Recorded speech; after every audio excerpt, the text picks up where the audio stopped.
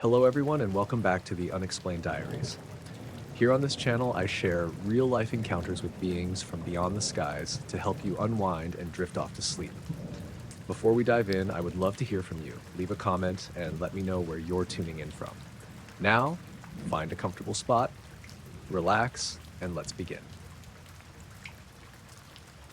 I started jogging just after 10 o'clock that July night when the streets were quiet and the heat of the day still clung to the pavement.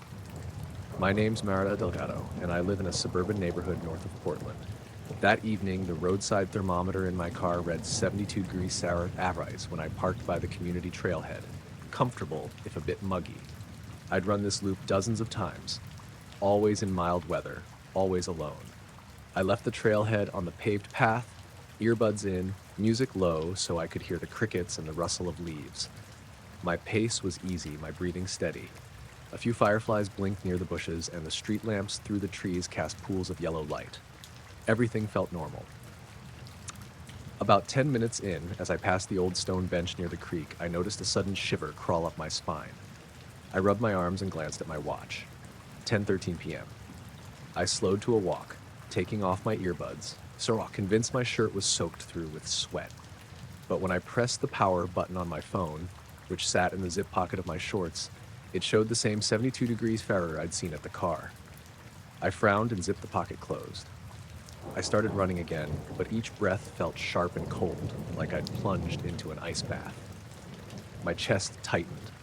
I gasped and looked for my reflection in the creek's surface.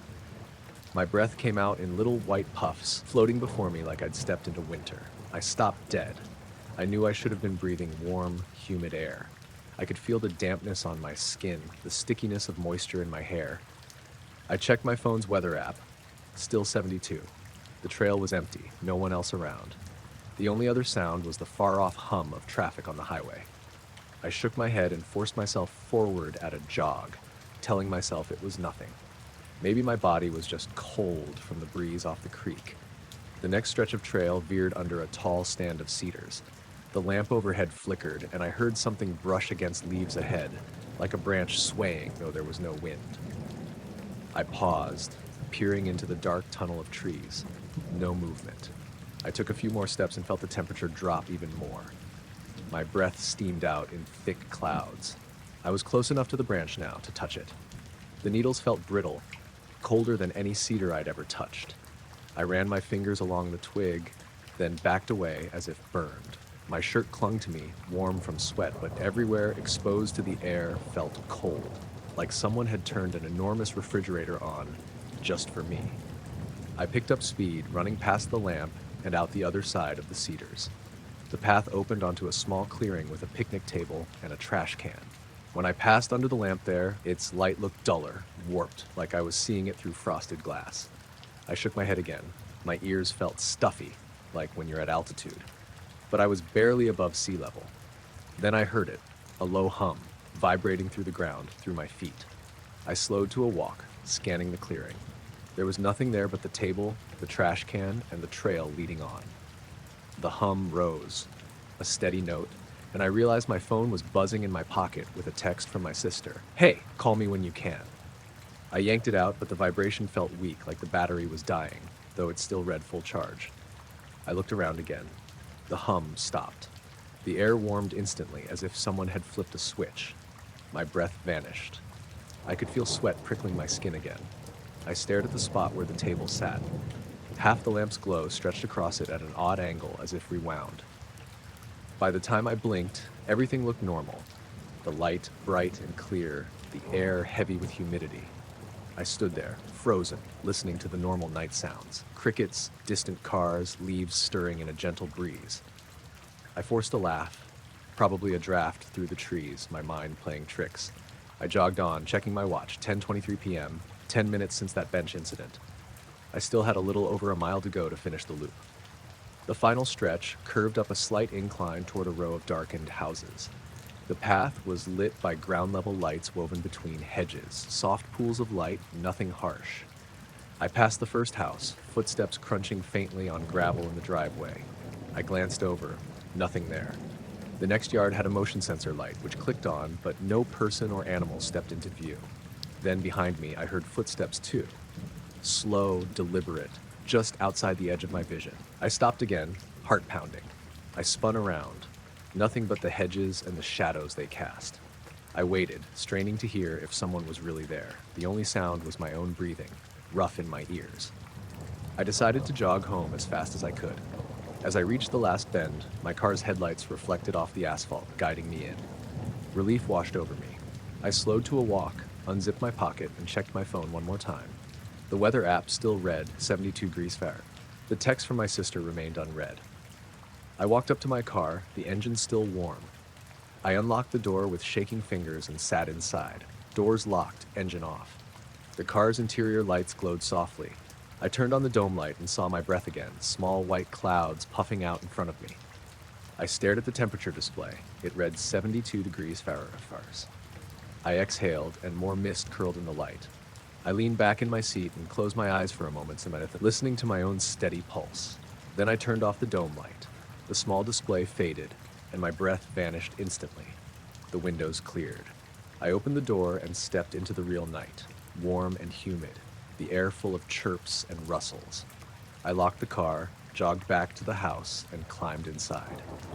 I left my windows open for the rest of the night, listening to the normal sounds outside, breathing without seeing my breath. But every time I closed my eyes, I could feel that freezer-cold air on my skin and see my breath puff out in front of me like it had its own life.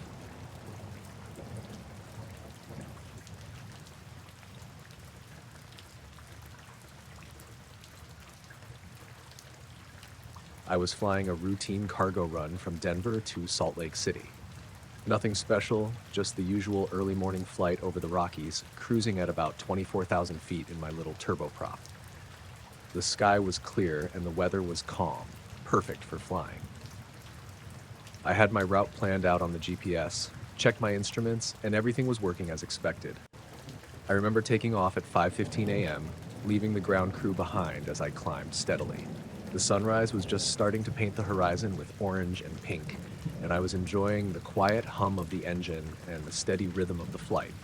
About 30 minutes in, I was settled, radioed in my position to air traffic control, and checked the instruments again. All normal. Then, at some point during the flight, I realized something was off. I was glancing at the clock, which I always keep near my instrument panel, and it was showing 6:45 a.m. That didn't make sense. I'd been flying for a little over an hour, but my GPS and onboard flight log were telling me something different. According to them, it was only 6:30 a.m., and my flight time showed about 45 minutes elapsed since takeoff. I double-checked everything. The altimeter, the GPS, the engine readings, they all showed normal operation. No fluctuations, no warnings, no dips in fuel pressure or engine temperature. The autopilot was still engaged, keeping me on the plotted course right over the mountain range. But the clocks, the one mounted on the instrument panel, was 15 minutes ahead of the GPS clock and the system's internal timer. I reset my watch against the plane's clock before takeoff, so I knew it had to be right. Yet here I was, watching two different times that didn't line up, and I couldn't explain it. I shrugged it off at first, thinking maybe it was a glitch with the clock on the panel or some kind of electrical interference from the radio, but the strange part was that everything else matched the GPS perfectly. My location, speed, altitude, they all synced with the GPS time. It was just the clock that was fast. I tried to keep my focus, but the mismatch bothered me more than it should have. I was an experienced pilot, and I knew how critical timing was for flights, especially when you're crossing air traffic zones and keeping in touch with ATC. I radioed them to confirm my position, and they reported no traffic or issues in the area. When I checked the weather radar, everything was clear. No storms or turbulence. The plane was steady, and the engine was humming smoothly. I started running mental checks on my instruments. Nothing was malfunctioning. I even flipped the circuit breakers for the panel clock to reset it, but when I turned them back on, the clock was still 15 minutes ahead.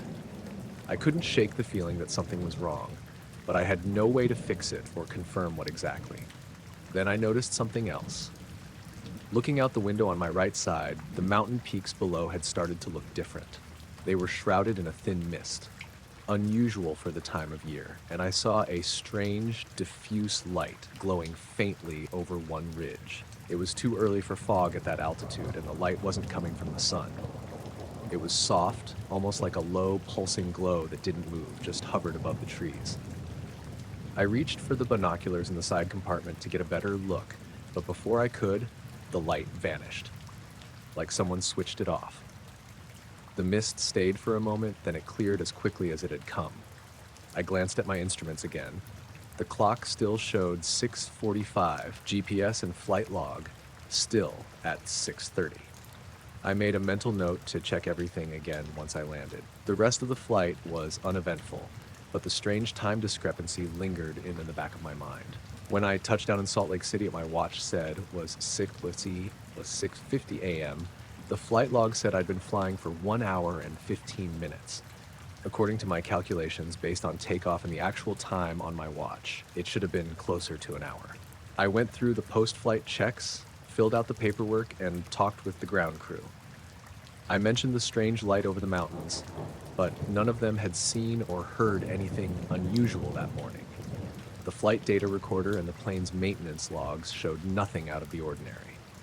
No unexpected detours, no changes in altitude or speed, no system errors or warnings.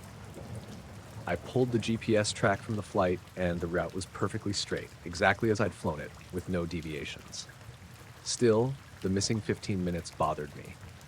I asked a couple of fellow pilots if they'd ever experienced anything like that, but no one had. Some joked about time glitches or pilot fatigue messing with perception, but I hadn't been tired, and it wasn't just feeling like time was different, it was documented by the clocks in the flight log. A few days later, I pulled the GPS data and my flight logs up again side by side. The timestamps on the GPS showed the plane over that section of mountains 15 minutes later than my watch, and the panel clock said. It was as if the plane had skipped ahead on the GPS's internal time, or my watch and panel clock had jumped forward. No one else had a record of this. Air traffic control logs showed I was reporting on time at expected intervals. There was no delay or gap in communication. I thought maybe the plane had a clock syncing issue, but everything else lined up with GPS time, except the panel clock and my watch. It was like time itself had briefly fractured for me in the cockpit. Later, I checked weather reports and radar images for that morning, looking for anything unusual near the mountains. Storms, electromagnetic disturbances, anything that could cause instrument issues. Nothing. I told my girlfriend about it when I got home. She just looked at me funny, like I was describing a sci-fi movie plot. Maybe I was. Weeks passed and I kept flying the same route, but I never saw that strange light again. I never had the time discrepancy either. Sometimes, when I'm reviewing old flights or checking GPS logs, I'll notice that little 15-minute gap in my mind, like a missing piece I can't fit in anywhere. I don't know what happened that morning. All the data says I flew a perfectly normal flight, but my own experience says otherwise. It's like I lost 15 minutes somewhere over those mountains with no sign of detour, no sign of malfunction, and no explanation. Just a quiet sky, a faint light, and time slipping through my fingers.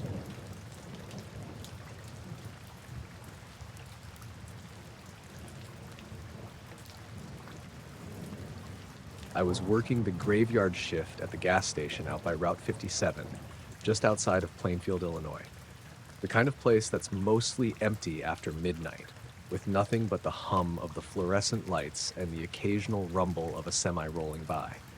I was used to long, slow nights, just me behind the counter, keeping an eye on the pumps through the big front windows. This started one night around 2 a.m., just after I'd restocked the shelves and grabbed a coffee from the back. I was standing behind the register when I noticed, out in the parking lot under the security light, a pale figure. At first, I thought maybe someone had parked and was just standing there, smoking or waiting on a friend. But there was something odd about it.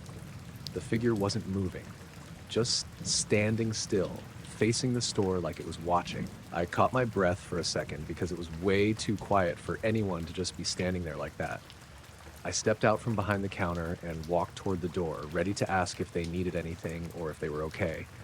When I got outside, no one was there. The lot was empty except for a few parked cars that had been there all night. I looked around, called out a quiet, "Hey," but nothing. Just the cold wind rattling the metal sign above. I figured maybe I was tired or had just imagined it.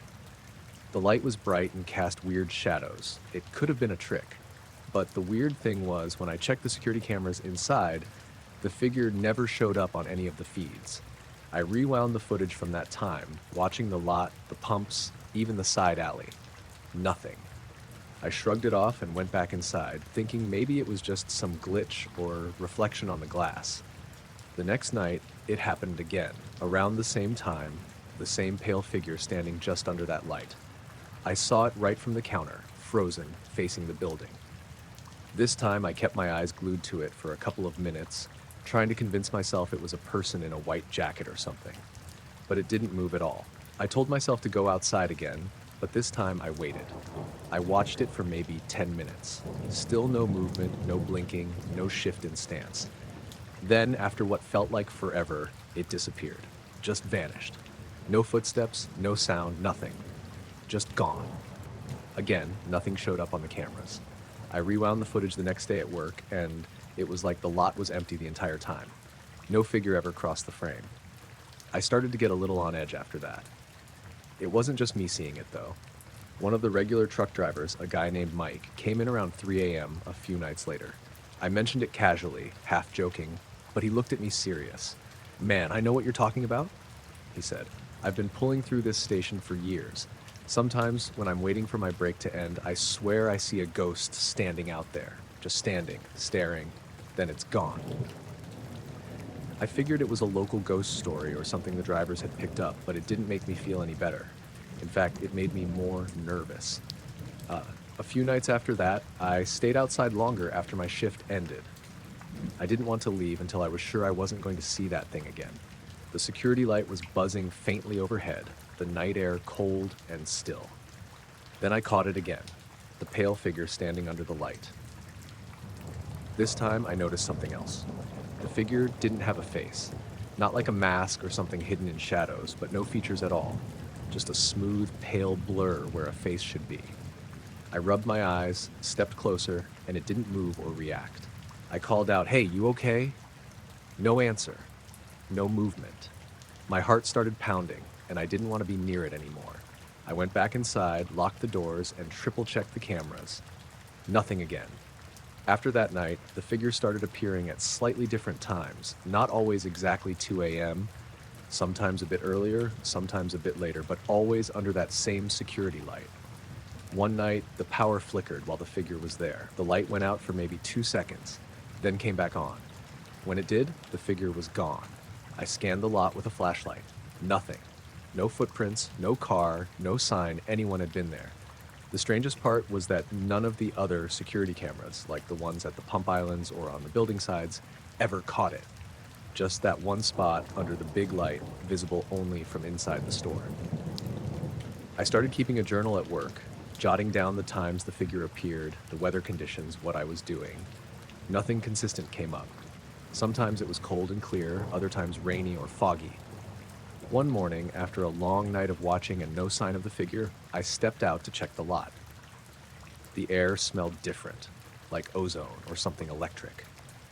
The ground near the light had a patch where the grass was flattened, but no tire tracks or footprints led there. I felt like I was being watched then, like there was a presence just outside my field of vision. I spun around quickly, but there was no one, just the empty lot and the road stretching into the dark. A week later, I finally told my boss I wanted to change shifts. I needed days off to clear my head. The figure was still showing up every now and then, and it made it hard to focus. She didn't say much, just nodded and told me to take some time. I left the gas station that night, feeling like something was still following me as I drove down the empty highway. I checked the rearview mirror a dozen times, but nothing. Now, when I drive past that gas station on my way home, sometimes I glance up at the security light. Every once in a while, I think I see a flicker in the corner of my eye. But when I look directly, there's nothing. I don't know what that figure was, and maybe I never will. But I know I saw it, night after night, standing there under that light, watching, and whatever it wasn't recorded anywhere.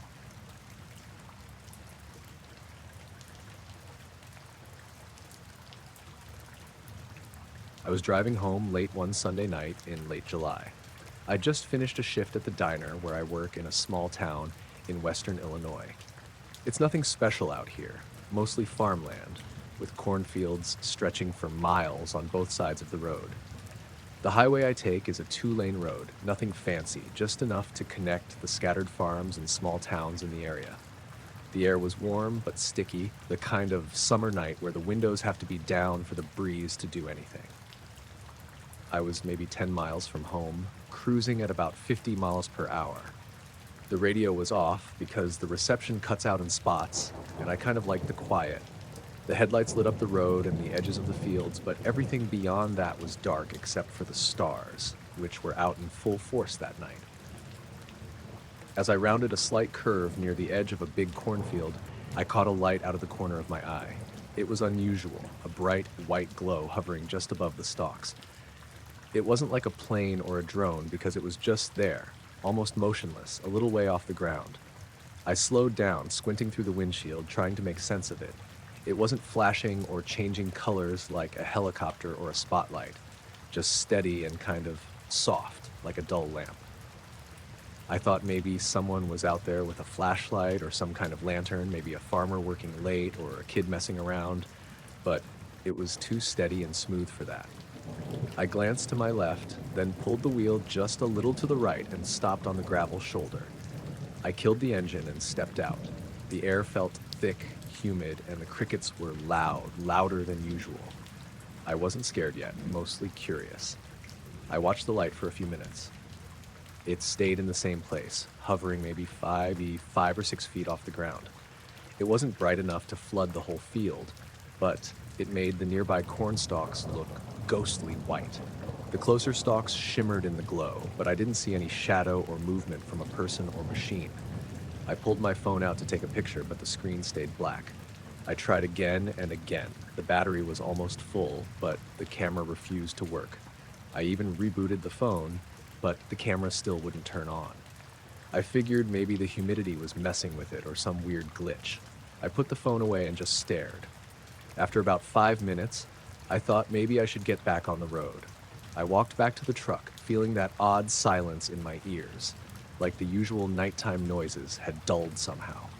I slid into the driver's seat, started the engine, and looked back at the cornfield one last time.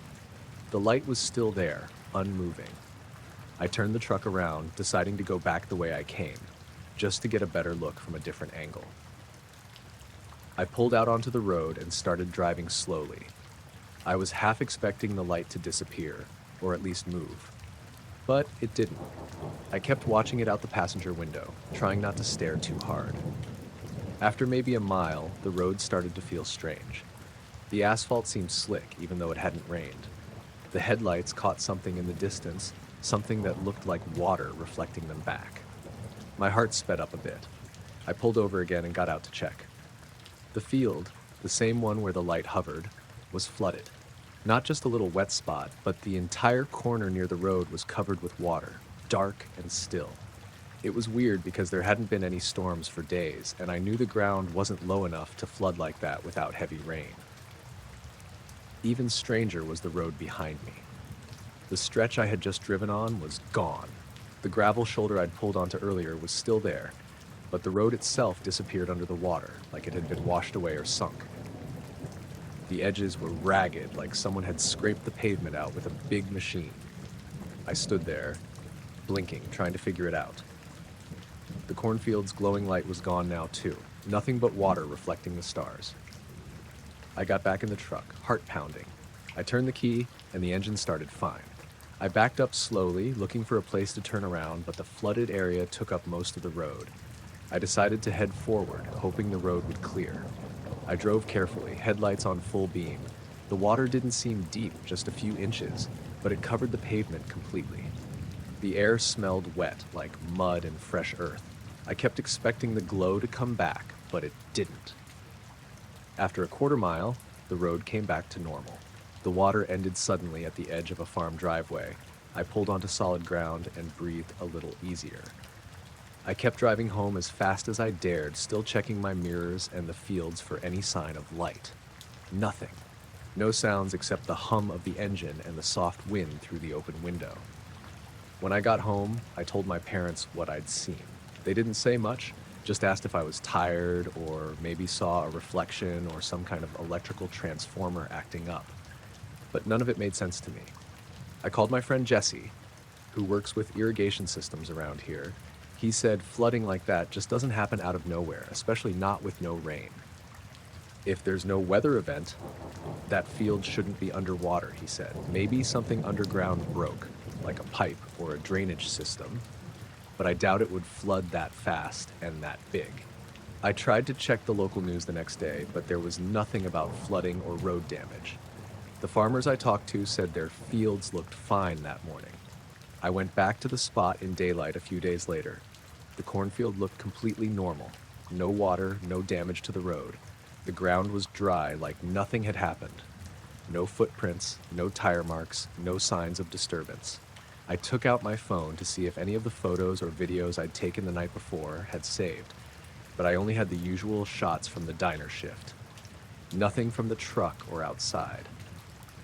The whole thing felt like some kind of trick, but I know what I saw. That light, the sudden flood, the missing road, it was real. I kept going back to that stretch of highway for a few weeks, hoping to catch a glimpse of the light again, or see something to explain it. Nothing ever showed up again. Sometimes I wonder if it was just a weird natural event, something nobody else noticed because they weren't there. Other times, it feels like I was in the middle of something that doesn't fit any normal explanation. But in the end, I just have that memory of the light over the cornfield and a road that vanished beneath the water, 5 minutes after I looked away.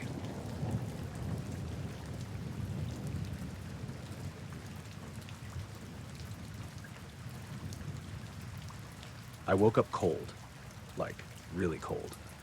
I was lying on my side in a big open field, the kind of field that stretches out flat for miles, with nothing around but grass and a few dead patches of weeds. My bare feet were numb from the frost covering the ground. It was early morning, just before dawn, and the sky had that pale blue-gray color you get when the sun's about to come up but hasn't yet. I sat up slow, trying to remember how I ended up there. The last thing I really remembered was going to bed. My house is maybe a mile from where I was lying. I live on the edge of town, near some farms and a patch of woods. I figured I must have sleepwalked, but what bothered me was the complete lack of footprints or anything in the frost. I looked around, scanning the field. It was empty except for me and the frost sparkling on the grass. No tire tracks, no animal prints, nothing.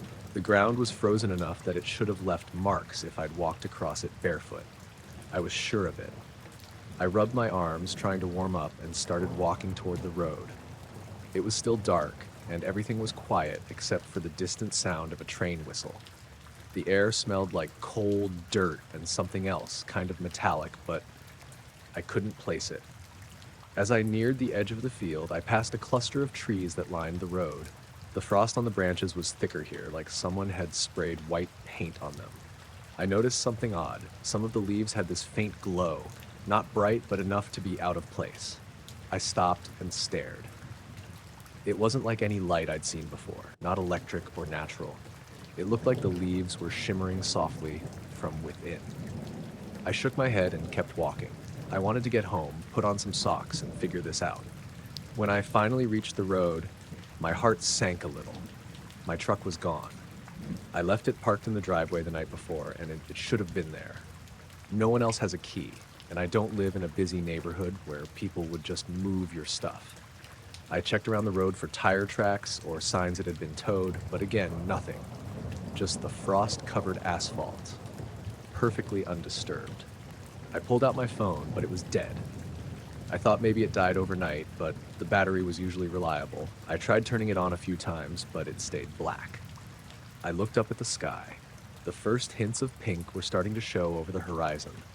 I realized I must have been out there for hours, at least since well after midnight.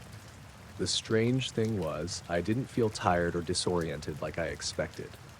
I felt alert but unsettled, like my mind was trying to catch up with what my body had done.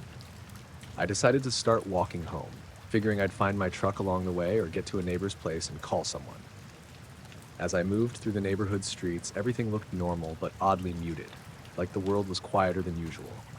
No dogs barking, no cars passing by, no sounds of early morning life waking up. I noticed shadows in the streetlights, long, dark, but they didn't quite match up with any shapes I could see. They flickered at the edges, almost like reflections, but there was no water or glass nearby. A few times I thought I heard footsteps behind me, not fast, just steady, slow, and quiet. Every time I stopped and turned around, there was nothing but empty street. After maybe 20 minutes, I finally saw my truck. It was parked a few blocks away from my house, right where I'd left it. I sighed with relief and walked over, but then froze. The windows were fogged up, but there were no footprints leading to the driver's side door. Normally, there'd be prints from me and my dog's paws when I went for a late night walk, but nothing. I reached out and touched the door handle. It was cold, colder than I expected for a summer morning. I unlocked the truck and got inside. The inside was dry and smelled normal, like my usual mix of coffee and leather seats. I tried my phone again. This time it turned on, but every app was acting glitchy. Icons wouldn't open, the screen flickered, and the battery level dropped suddenly from 80% to 15%. I sat in the truck for a while, trying to piece everything together. Then I noticed something else. My dog's leash was on the passenger seat, but he wasn't in the truck. I called his name quietly, but there was no response. Usually he'd bark or whine if I called him. I stepped outside, scanning the neighborhood, but there was no sign of him. I thought maybe he had been inside the house, but the front door was locked from the inside and my keys were still in my pocket. That's when I saw it. Across the street, in the yard of the house next door, there was a light. It was faint and low, hovering just above the ground near the back porch steps. It pulsed gently, a soft white glow that didn't seem like any porch light or lamp I'd ever seen. I crossed the street to get a closer look. As I approached, the light vanished. I blinked and looked again, but it was gone. The house was dark, windows shut tight, no cars in the driveway. I felt a chill and started walking back to my place. At the front door, I found something else. A single footprint, pressed into the frost on the doorstep. It was too big to be mine, and the shape was off. The heel was narrow, almost pointed, and the toes were longer than a regular human's. I stared at it for a long time, wondering how it got there. I didn't feel like opening the door. I went around back instead, the frost crunching under my bare feet, still numb but slightly warmer now. The backyard was empty except for the lawn chair I'd left tipped over. The sky was lightening fast now, and I was tired again. I walked inside, locked the doors, and sat down, trying to make sense of everything. I don't know how I got out there in the first place. I don't know what made those leaves glow or why the road was empty and quiet. I don't know who left that footprint, and I don't know why my dog never came back that night.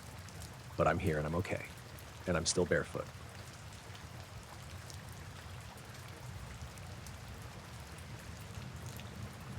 I was 16, living in a small town out in Central Oregon, where the sky at night is so dark it almost hurts your eyes.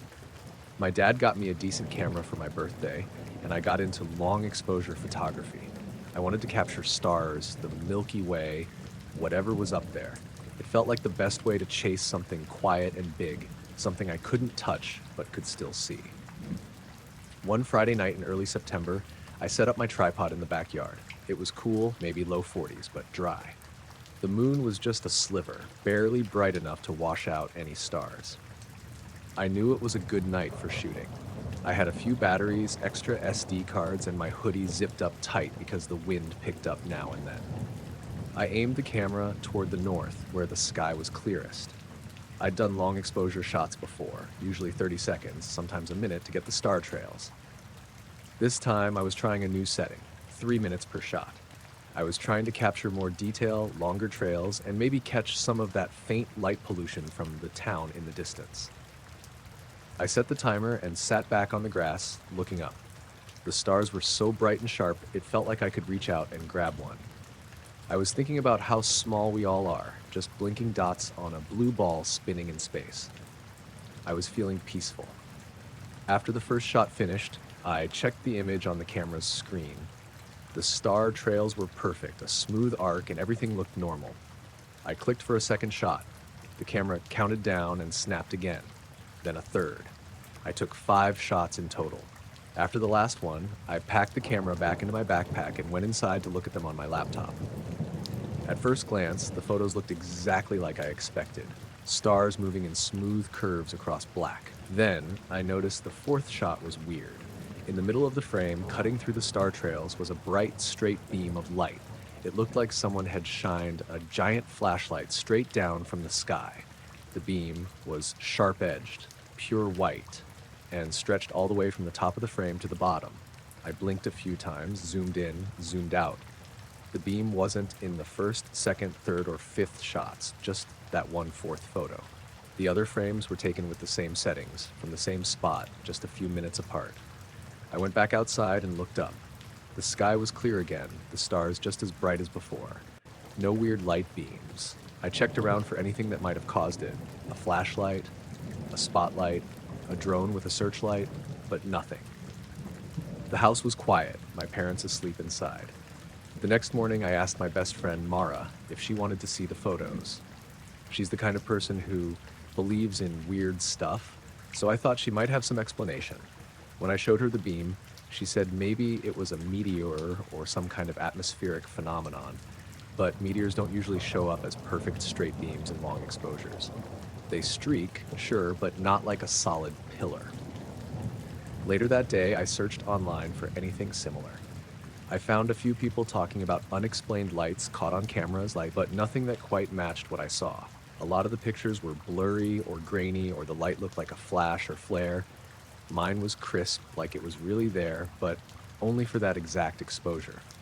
That night, I went back outside with the camera. I set it up in the same spot, same settings, hoping maybe I'd catch it again. I took 10 photos in a row. Nothing. Just normal star trails. I started feeling weird about the whole thing. Like I'd seen something I wasn't supposed to see. But it wasn't scary exactly, just strange and out of place. About a week later, I was at school and told my science teacher, Mr. Carlson, about it. He's into astrophysics and photography, so I figured he might have a clue. He looked at the photo on my phone and frowned. "That's odd," he said. "That kind of beam doesn't line up with any known celestial events. No satellites or planes flying like that either." He said maybe it was a glitch in the sensor or a reflection inside the lens. But if it was a lens flare or sensor defect, why didn't it show up in any other frame? And why was it so perfectly vertical? It didn't make sense. I kept thinking about the photo all the time, especially when I was outside alone at night. I felt like something was watching or waiting.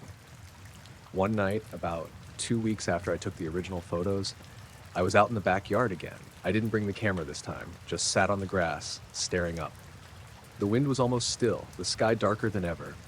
Suddenly, I saw a faint glow in the northern sky, the same area I'd aimed the camera. It was subtle, a light that pulsed gently, like a heartbeat. It wasn't moving, not like a plane or satellite, just hovering. I squinted and focused, but it vanished within seconds. I wasn't sure if I really saw it or if my eyes were playing tricks. The next day, I looked through the rest of my photos from that first night. There was nothing else unusual besides that one beam. No other lights, no shadows, no shapes. But the strangest thing was that the timestamp on the photo with the beam was off by exactly 5 minutes. The camera clock was correct on every other file, but on that one shot, the time was 5 minutes later than it should have been. I double-checked the settings and metadata. No sign of manipulation or error. I asked my dad if he'd ever noticed the clock on the camera acting weird. He said no. It was like time shifted just for that one exposure. After that, I stopped trying to photograph the night sky. I didn't want to chase something I couldn't understand or control. Sometimes when I'm outside and the sky is clear, I still look up at that same patch of stars. I wonder if the beam was some kind of signal or just a freak accident of light and time. I never saw anything like it again. No beams, no hovering lights, just a single photo out of hundreds showing something I still can't explain.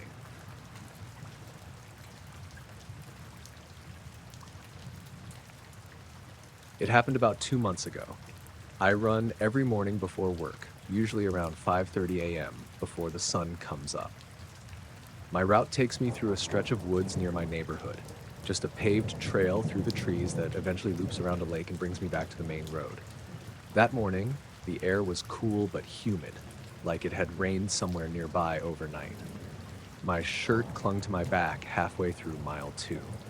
I had my usual setup, earbuds in, smartwatch tracking everything: heart rate, distance, pace. I remember the time clearly because I always glanced down around the 2-mile mark. It was 5:52 a.m., pace looked normal. Heart rate said 143. Then I noticed something weird. The next time I looked, only a few minutes later, the heart rate was gone. Blank. Just a little dash where the number should have been. I thought the watch had slipped or lost skin contact, which happens sometimes with sweat. I adjusted it tighter, wiped my wrist with my shirt, kept running, but it didn't come back. The GPS still tracked my distance and pace. I was still moving, still alive, obviously, but no heart rate. It stayed blank for the rest of the loop, maybe a mile and a half, then suddenly popped back on as I hit the sidewalk back near the streetlights. I remember it vividly because it jumped from nothing to 148, like a light switch. It bugged me enough that I pulled my phone out and checked the app right there on the sidewalk. The data looked normal except for this one flat line. A 7-minute stretch where the heart rate just vanished. No drop, no spike, just a gap. But the GPS showed I was still running the whole time. That would have been the end of it if it hadn't been for the next morning. Same routine, same route. I felt a little uneasy when I hit the wooded part, but I chalked it up to my brain just being stuck on yesterday's glitch. Still, I kept glancing at my watch, checking the heart rate every few minutes. It stayed normal until I reached the same stretch of trail, right where the trees get thicker and there's that short wooden bridge over the drainage creek. No heart rate again. It dropped out the second I crossed that bridge. I stopped running and just stood there trying to troubleshoot. Took the watch off, cleaned the sensor with the corner of my shirt, put it back on. Nothing. GPS still worked, step count ticking up. Just no heart rate. The area was completely quiet. Not just no people, no wind, no rustling leaves, no birds. It was like someone had hit pause on everything. I started walking instead of running. Figured maybe if I cooled off, the sensor would kick back in. I made it maybe 50 yards before I heard it. This sharp, high-pitched ping, like metal cooling down. Not from my watch. From the woods to my right, I turned, but there was nothing, just trees. But the sound had been close, 10 feet at most. Like something small had tapped against metal and then stopped. I walked faster. Just before the trail curves back toward the lake, I felt something shift in the air. I can't describe it better than that. It wasn't wind. It felt like walking into a different pressure almost. Like how the air feels before a storm, but there was no thunder, no clouds. My skin prickled like static. I looked down, still no heart rate. I sprinted the rest of the way to the road, and right as I cleared the tree line, right as the trail opened up and I saw the sidewalk, the heart rate jumped back online. 156. I remember the number because it felt too high for how I was feeling. My breathing wasn't heavy, my legs weren't burning, it didn't match. Back home, I pulled up the app again. Same deal. GPS showed continuous movement. 7 minutes and 13 seconds of heart rate data missing. Same stretch of trail, nearly the same exact start and end point as the day before. I told myself I must have passed through a dead zone. Maybe the trees interfered with the sensor. Maybe it was sweat again. I wanted to believe it was something boring.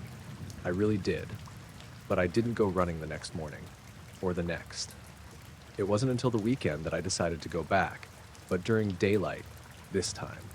Around 10:30 a.m., full sun, people on the trail with dogs and strollers. I ran the same loop. Heart rate stayed solid the entire time. That made me feel a little better. So the next morning, Monday, I went again at my usual time. Still dark, but now I had a tiny flashlight clipped to my shirt, just in case.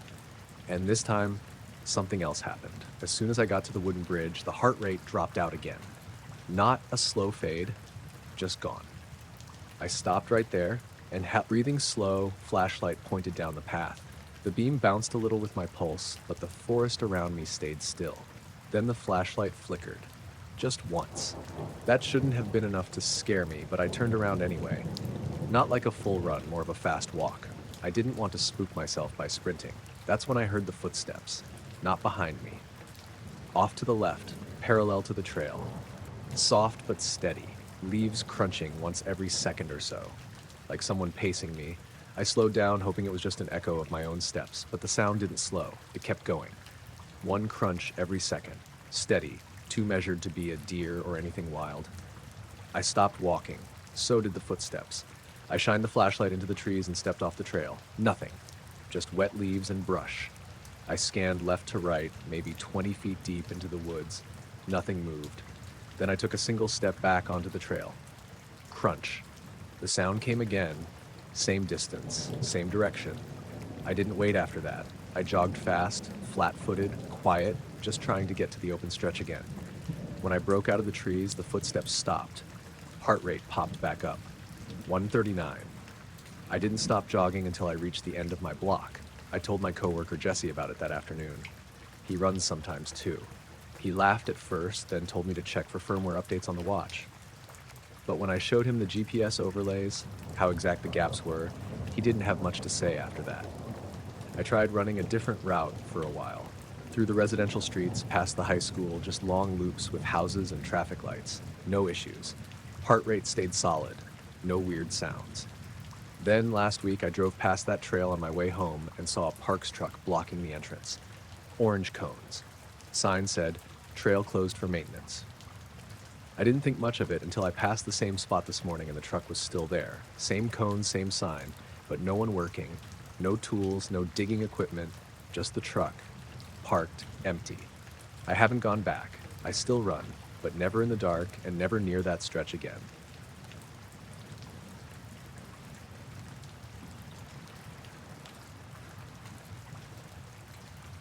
We were up at Broken Bow Lake in southeastern Oklahoma.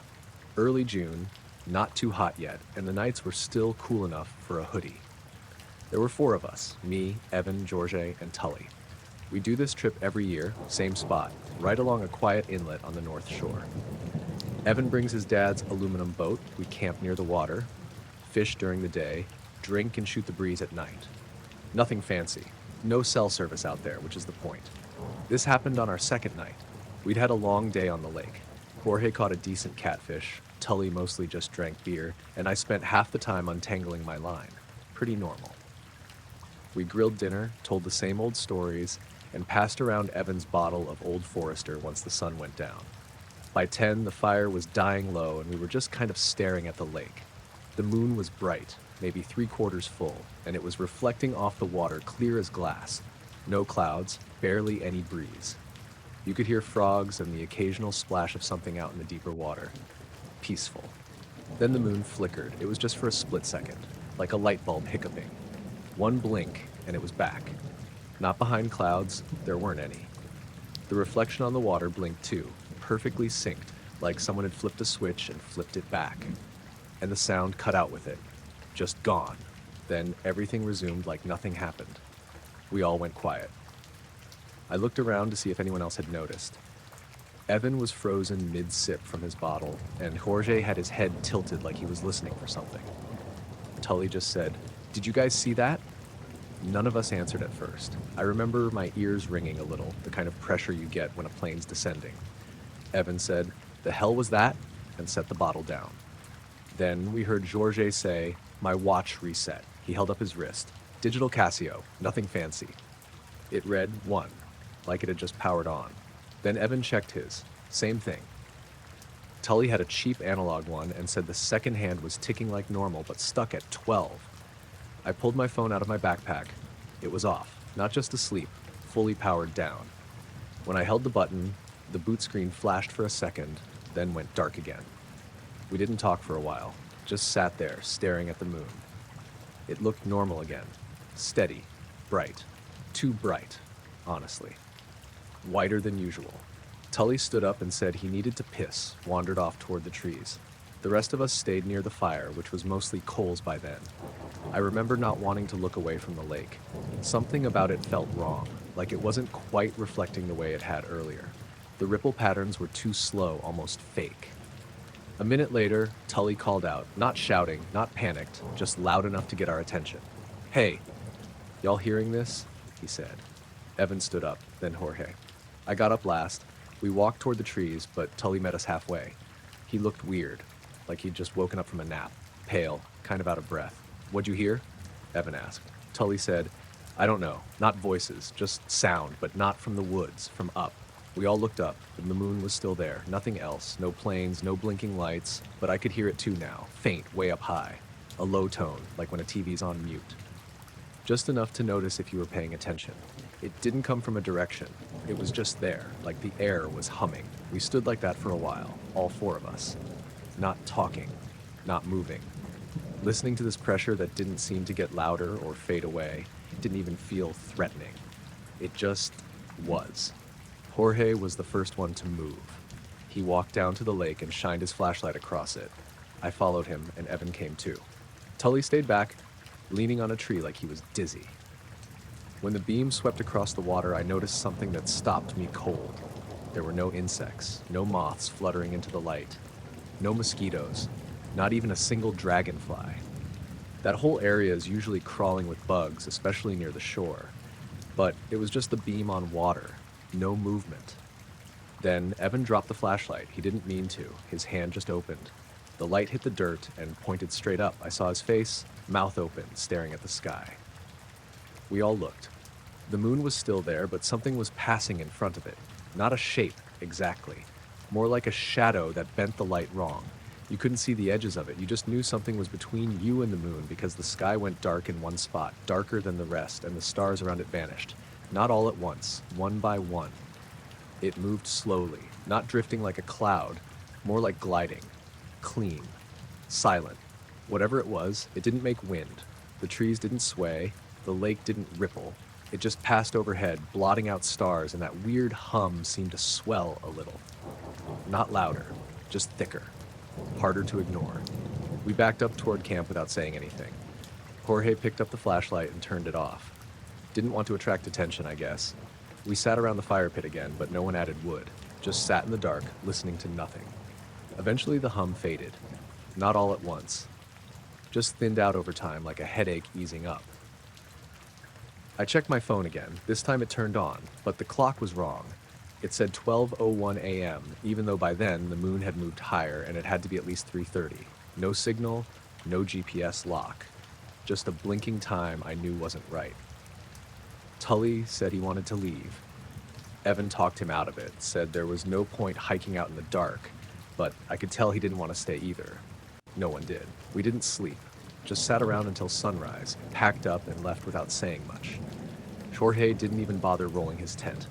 Just stuffed it in his pack and hauled it out crumpled. At the parking lot, we tried syncing our watches. Mine was still dead, but Jorge's had started running again from long, and Tully's was back to normal time, like nothing happened. Evan's wouldn't respond at all. We all went back to our lives after that. No one brought it up again except Tully, once, a couple weeks later. He said he'd been having these dreams about the moon. Not nightmares, just dreams where it was bigger than it should be. Too close. I haven't been back to Broken Bow since.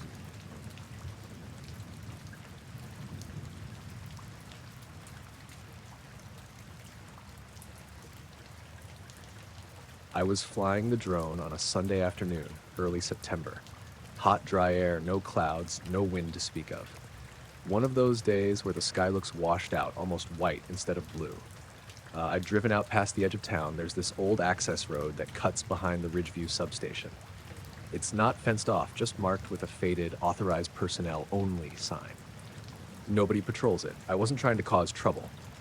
I'd been doing real estate drone photography part-time, and I'd picked up a new FPV setup I wanted to test with longer range.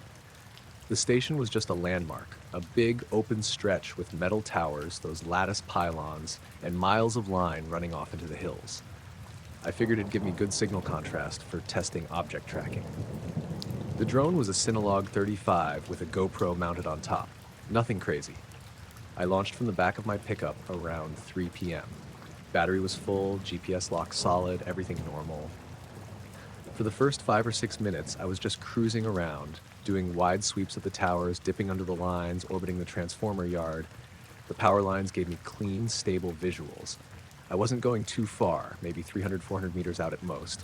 Then I lost video, just for a second, maybe two. It wasn't a total blackout, more like a static smear. The feed stuttered, froze, turned black. No sound. I thought it was a signal drop, maybe interference from the substation's EMF. But I still had telemetry. The flight controller didn't lose GPS. My receiver didn't give a failsafe warning. I had signal strength, battery voltage, satellite lock. Everything looked fine. And then it snapped back, like nothing happened. I hovered for a bit, checked my control latency, still normal. I brought the drone back, swapped batteries, flew again. No further issues. I packed up after the second flight and didn't think much about it until that night. I pulled the footage to edit and scrub through some frames. The first 5 minutes looked perfect. Then, right where I remembered the signal drop, the video glitched. Not a fade, not static, just one frame, one black frame, like someone inserted it. The GoPro records at 60 FPS, so it was easy to isolate. The audio dropped on that frame too, just cut out. I figured it was a recording hiccup, but when I paused right before and after it, something caught my eye. The drone had been facing northeast, about 30 feet above the lines. In the frame, right before the blackout, there was a speck, upper right corner, slightly out of focus, small, round, not moving. Next frame, pure black. Then the next, it's gone. I zoomed in on the frame before the black one and boosted the exposure. The speck wasn't a bird, it had a shape, rounded on the sides, almost hexagonal underneath, and reflective, like metal. There was a glint off the top edge, like a highlight from the sun, and what looked like a shadow cast below it, faint, but there. I scrubbed forward and back dozens of times. The object didn't appear in any other frame, not before, not after. I thought maybe it was a drone. But I fly enough to know the silhouette of every common model, and this didn't match anything. No prop arms, no LEDs, no movement blur, just still. I kept thinking it might have been lens flare, but the position didn't track with the sun angle, and lens flare doesn't disappear on a single frame. I checked the GPS metadata. The drone was hovering 327 meters from my launch point, 10 meters above the tallest transmission line. Wind was dead calm. The blackout frame was at exactly 4:08 into the video. I didn't sleep well that night. Not because I thought it was something big, just because it didn't make sense. I've had battery brownouts, GPS drops, video freezes, but not like that. Not one perfectly clean black frame. The next morning I went back out there, same weather, same time. I launched and flew the exact same route, hovering at the same coordinates. No glitches, no signal loss. The GoPro footage was solid all the way through, no strange objects, just blue sky and metal lattice. That's when I realized I didn't see anything with my own eyes the first time, just the footage. And whatever it was, it didn't appear before or after that exact 2-second glitch. I went home and pulled the SD card again. Rewatched the footage, that black frame, I exported it as a still. When I boosted the exposure in Photoshop, something showed up. Not details, just contrast. Like there was something on that frame, but it was nearly all black. A blur of dark gray in the lower third, like the curve of a sphere or dome. Smooth. No edges.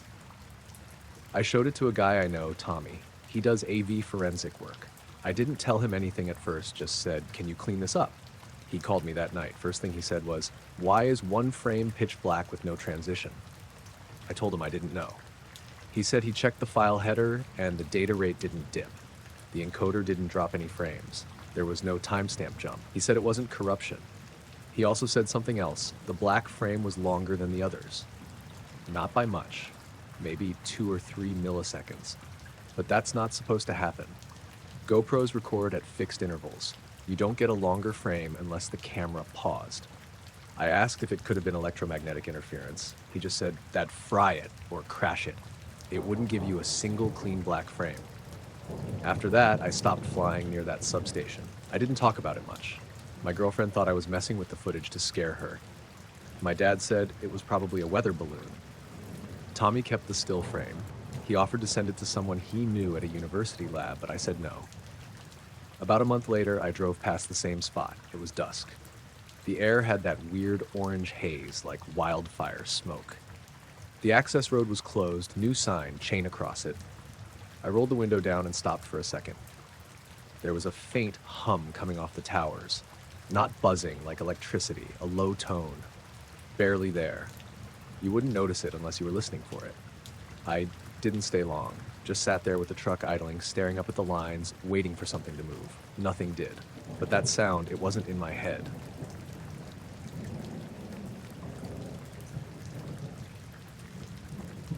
I was working nights at an equipment yard outside of Harlan, Kentucky. Nothing fancy. Just a gravel lot with some backhoes, dozers, and trailers. The kind of place where you sit in a prefab shack with a space heater and try not to fall asleep before 6 a.m. This was in December of last year. Cold enough to freeze the door shut if you didn't close it right. I worked 5 nights a week, alone. The other guy, Nick, covered weekends. The yard backed up to a wooded hill, and beyond that, just ridges and hollows. No streetlights out there. Closest house was a quarter-mile down the road behind a chain of rusted cattle fences. That night, around 2:30 a.m., I was standing outside the shack, smoking. The heater inside was busted, so I'd been stepping out to warm up in the truck with the defroster on. The lot was dead quiet. You get used to how sound travels out there. Coyotes, the hum from the transformer on the pole, an occasional truck on the highway a few miles off. I remember I just lit a cigarette when I saw the light. It came down behind the ridge, slow but not drifting, more like it had a destination.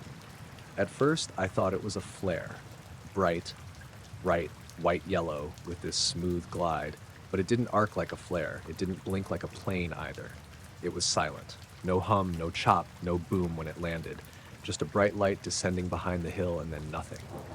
I stood there for a while. I hadn't blinked. It was maybe 5-6 seconds tops, but I was sure it landed, just on the other side of the rise, near the tree line. I kept waiting to hear something. An engine, tires on dirt, even a branch snap. Nothing.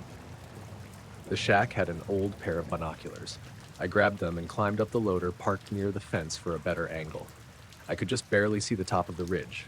No glow, no smoke, just stars overhead, the same as before. I called the sheriff's office, mostly because I didn't want to be the guy who saw something and didn't report it. Figured maybe it was a drone crash or something from the mine survey crews. They said they'd send someone out, so I stayed on the loader and waited. Deputy Reeves showed up about 20 minutes later. I knew him from high school. Good guy, kind of stiff. He asked me the usual direction, size, shape, noise level. I didn't have much to give, just a light going down slow, then nothing. He looked toward the hill and said, "Mind if we check it out?" I told him I wasn't going up there, not my property, and I didn't carry. So he called in another unit and waited with me until it showed up. The second guy was older, gray beard, didn't say much. They crossed the fence with flashlights and disappeared up the hill. I sat in the truck with the windows up, heat blasting. About 15 minutes later, Reeves radioed back in, said there was something they needed to take photos of. I got out and yelled if everything was okay. He just said, "Stay where you are." They were up there another half hour. When they came back down, both looked off. Not panicked, not angry, just real quiet. Reeves walked me back to the shack and asked if I'd touched anything, gone up there earlier in the shift, heard anyone else. I told him no, and he nodded like he already knew that. "What'd you find?" I asked. He just said, "We'll file a report. You should stay in the shack the rest of the night." They left right after. No tape, no sirens, just got in their cruisers and drove off. Next morning, a county truck came by with 2 guys who said they were from Wildlife and Game. Unmarked clothes. They asked if I'd seen anything strange. Dead animals, weird smells. I told them no, just the light. They didn't react. One asked if we stored fuel up near the tree line. I said no, just the gravel lot. They thanked me and drove up the same path Reeves had taken. Later that day, Nick texted me to ask what happened out there. I asked what he'd heard, and he said Reeves mentioned burned ground, no tracks. That's all.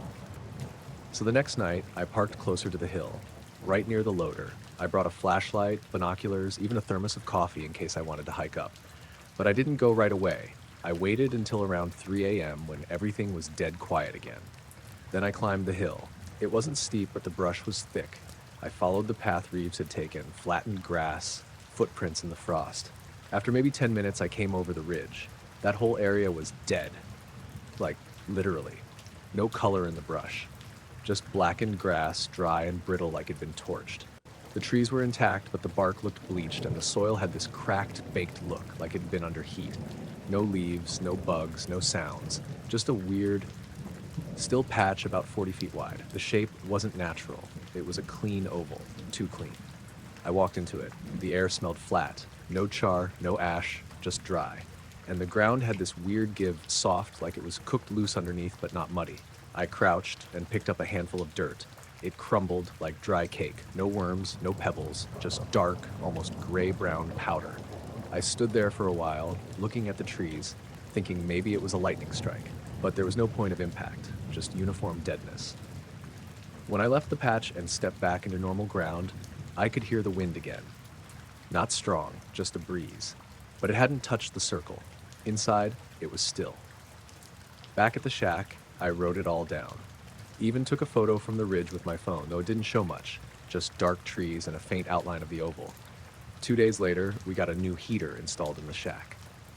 The manager came by and said to avoid going past the fence line, said there was some contamination from old septic lines. Total bullshit. There'd never been septic up there. That patch is still there. I check it sometimes. Nothing grows. No animals walk into it. It's just dead, like it was erased.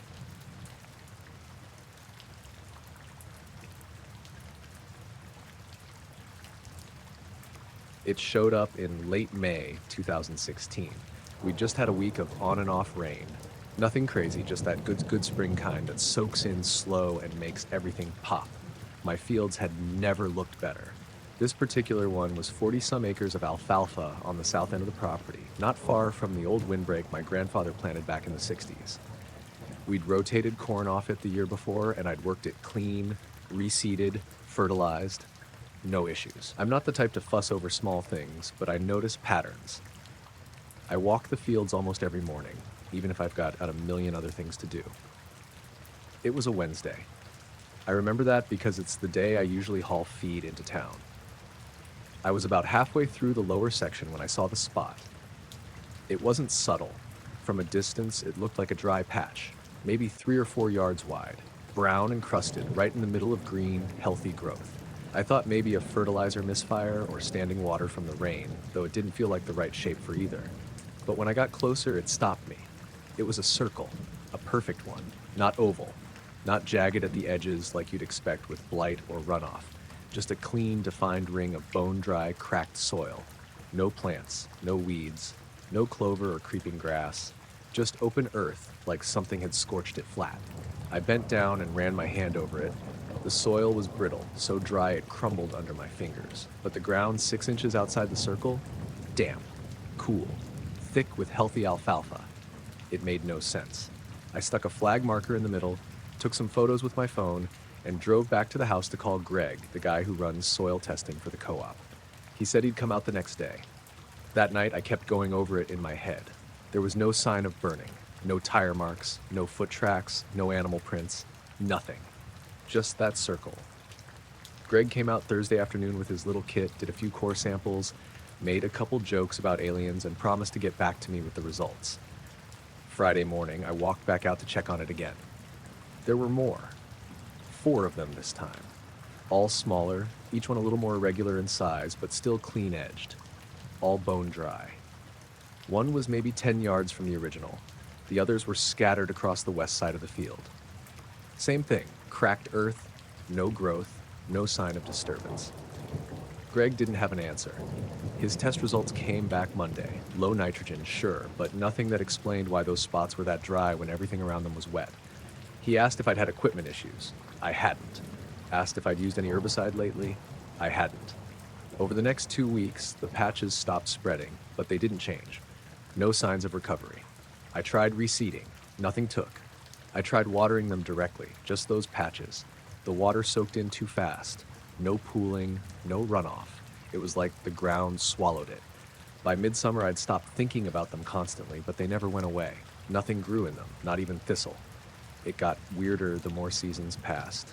Every year I rotated crops, sprayed, tilled, composted. The rest of the field stayed healthy. But those patches stayed dead. No improvement. Same shape, same dryness. The next spring, I brought in a consultant from the Ag Extension office at the university. She was polite, took notes, asked good questions. She tested pH, checked for contaminants, even asked about aircraft spraying. but she looked baffled when I told her no one flies over this property anymore. I watched her kick at the edge of one circle with the toe of her boot like she didn't believe it was real. She called weeks later to say the samples came back sterile, not poisoned, not contaminated, just sterile. Over time, some of the smaller patches faded a little. You could till them under and maybe forget they were there. But the big one, the first one I saw, never changed. 7 years later, it's still sitting out there, still cracked and bare. I started calling it the pit, even though it's flat. The name just stuck. Some evenings I'll walk out there with my dog Charlie. He's a good old mutt, usually up for anything, but he won't step into that circle. Not ever. He'll follow me across the whole field, no leash, no hesitation, but if I head toward the pit, he slows down, stops about 5 feet from the edge, and whines. Doesn't bark, just lowers his head like he's waiting for me to change my mind. And I usually do. Once, I stood in the center of it. I don't know why. I just wanted to feel what it felt like. The rest of the field was quiet. Late spring again, just before dusk, light breeze in the grass, but in the pit, it was still. No wind, no bugs, no sound at all, really. I swear it felt warmer by a few degrees, like the sun was holding onto that spot harder than the rest. That night, I had the worst headache I've ever had in my life. Started just after sundown, lasted until nearly morning. Could have been unrelated, sure, but I haven't stood in the pit since. A couple years ago, I tried covering it.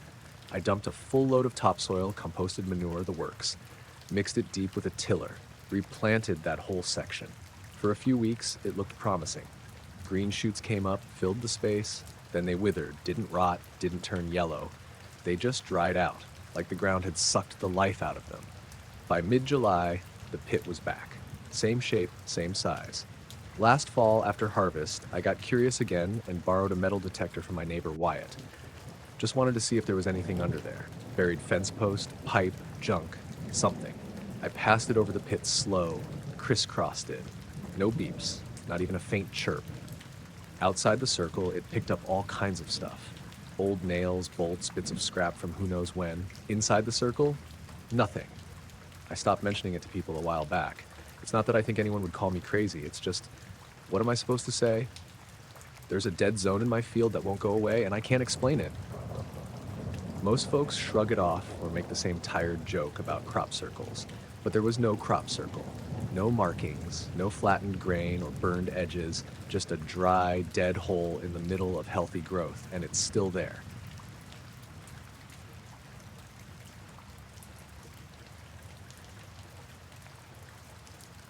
I was camping by myself up in the Uinta Mountains in Utah, late September last year. I'd driven out from Salt Lake on a Friday afternoon, parked at the trailhead near Crystal Lake, and hiked about 5 miles in. There was a small clearing not far off the trail that I'd camped at before, just big enough for a one-person tent. No one else was around.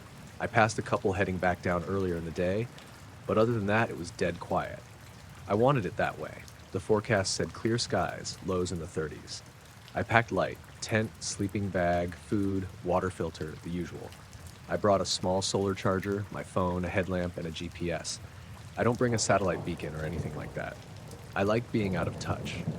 It was already getting cold when I finished setting up. I made dinner before sunset, just one of those freeze-dried meals, and sat out on a rock with tea for a bit before it got too dark. No fire. The stars were bright that night, and I remember thinking how weirdly still everything felt. Not eerie, just very still. No wind, no rustling, not even any bugs. I went to bed a little after 9. I'd stashed all my electronics in the mesh pocket inside my tent. Everything was off, and I remember that clearly because I always power everything down to save battery. I put my phone on airplane mode and turned it off entirely. Same with the GPS. I even clicked off the headlamp and made sure it wasn't accidentally set to the red light mode that drains battery faster. I remember doing it all by habit. Sometime later, I don't know the time, I woke up. No noise, no dream, nothing like that. I just opened my eyes. It was cold. Cold enough that I could see my breath when I sat up. The tent had this faint glow to it, not like a flashlight or anything inside, more like outside light coming through the nylon. But it wasn't moonlight. There was no moon that night, and I know what moonlight looks like in a tent. This was different. It had a bluish tint, soft but sharp at the same time, and it wasn't moving. At first I thought maybe someone had come into the clearing with a lantern or something, but I didn't hear footsteps, no zippers, no branches snapping, just total silence. Then I noticed the sound. It was low, right at the edge of hearing. Not a hum exactly, more like static you feel instead of hear. Like the way a CRT TV used to sound when it was on mute, a pressure, almost. I sat there frozen for a while, I don't know how long. I remember thinking I should check my phone for the time, but I didn't want to reach into the pocket. It felt like moving would make something worse. Eventually I did. I unzipped the pocket slowly, just enough to feel around. Everything was warm. Not hot like a fire hazard or anything, but weirdly warm. My phone, the GPS, the battery pack, even the headlamp.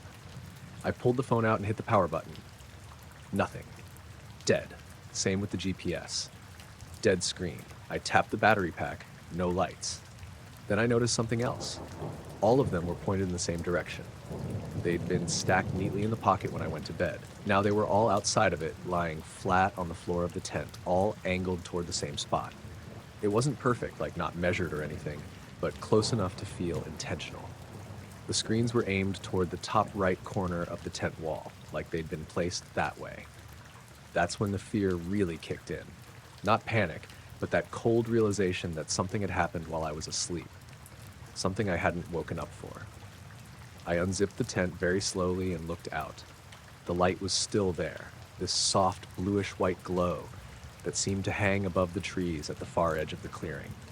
Not a beam or a spotlight, more like a patch of the sky was just lit up, perfectly still with no source.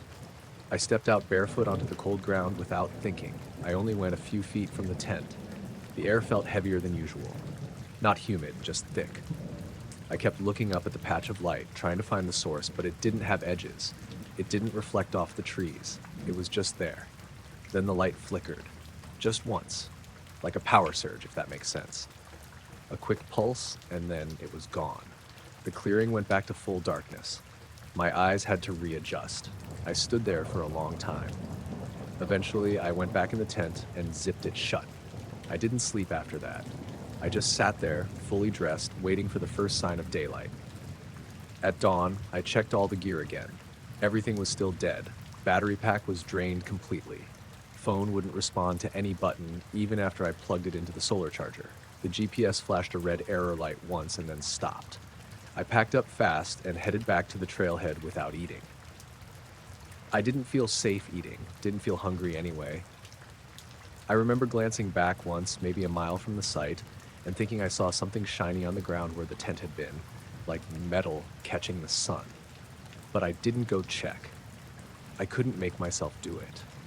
When I got back to my car, I plugged the phone into the charger there. It powered up like nothing had happened. Battery reads 0, but everything else worked fine.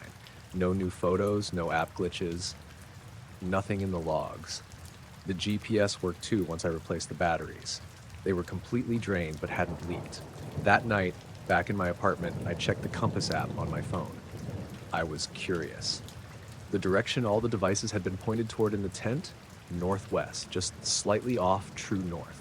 I looked up what part of the sky that would have been from where I camped. It lined up with a patch of space somewhere over the western edge of Wyoming. No stars I recognized. No satellites scheduled to pass over that night. I even checked flight paths.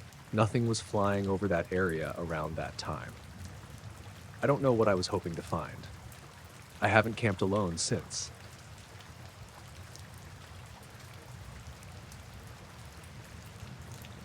I was driving west through northern Nevada, heading toward Ely on Route 50 around 2 in the morning. That stretch gets called the loneliest road in America, and it earns the name. No lights, no towns, no radio stations. Just pitch black desert, mountains in the distance, and you, alone with your headlights.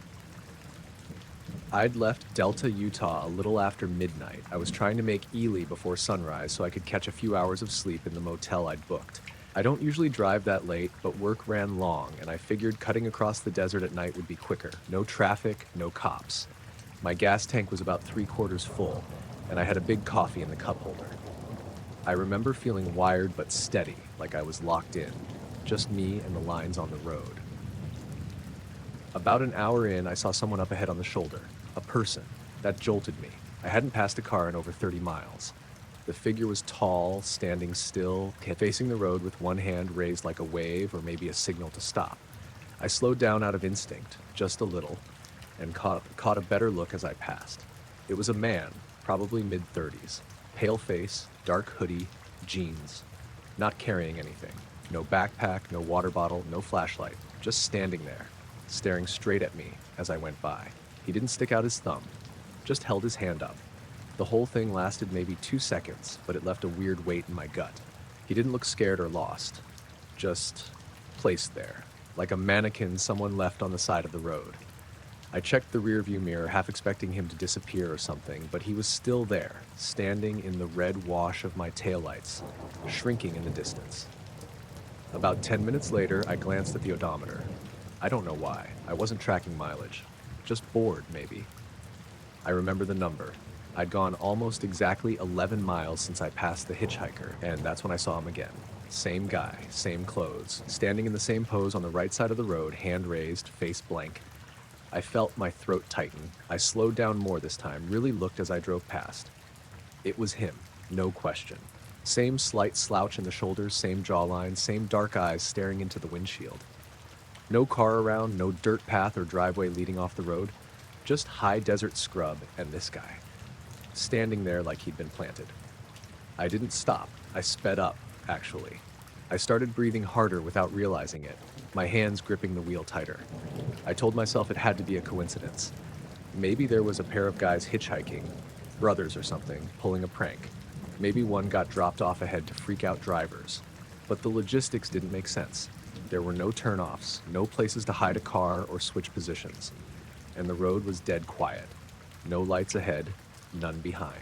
11 miles later, exactly 11, I saw him a third time. I slammed the brakes and came to a full stop in the middle of the lane. He was maybe 30 feet ahead, still on the shoulder. This time, he wasn't holding his hand up. His arms were at his sides, and he was angled toward me slightly, like he'd been waiting for me to pull over. I sat there for a few seconds, engine idling, hands shaking a little. He didn't move, just stood there. I thought about reversing, backing away slowly. But there was nowhere to go, just more blackness behind me. So I inched forward, foot barely on the gas, and pulled into the opposite lane to give him wide berth as I passed. As I drew even with him, he turned his head. That's all. Just turned and followed my car with his eyes. I didn't look directly at him, but I could see it in my peripheral vision. His body stayed still, just the head pivoting like it was on a track. Once I passed, I floored it. I don't know how fast I was going.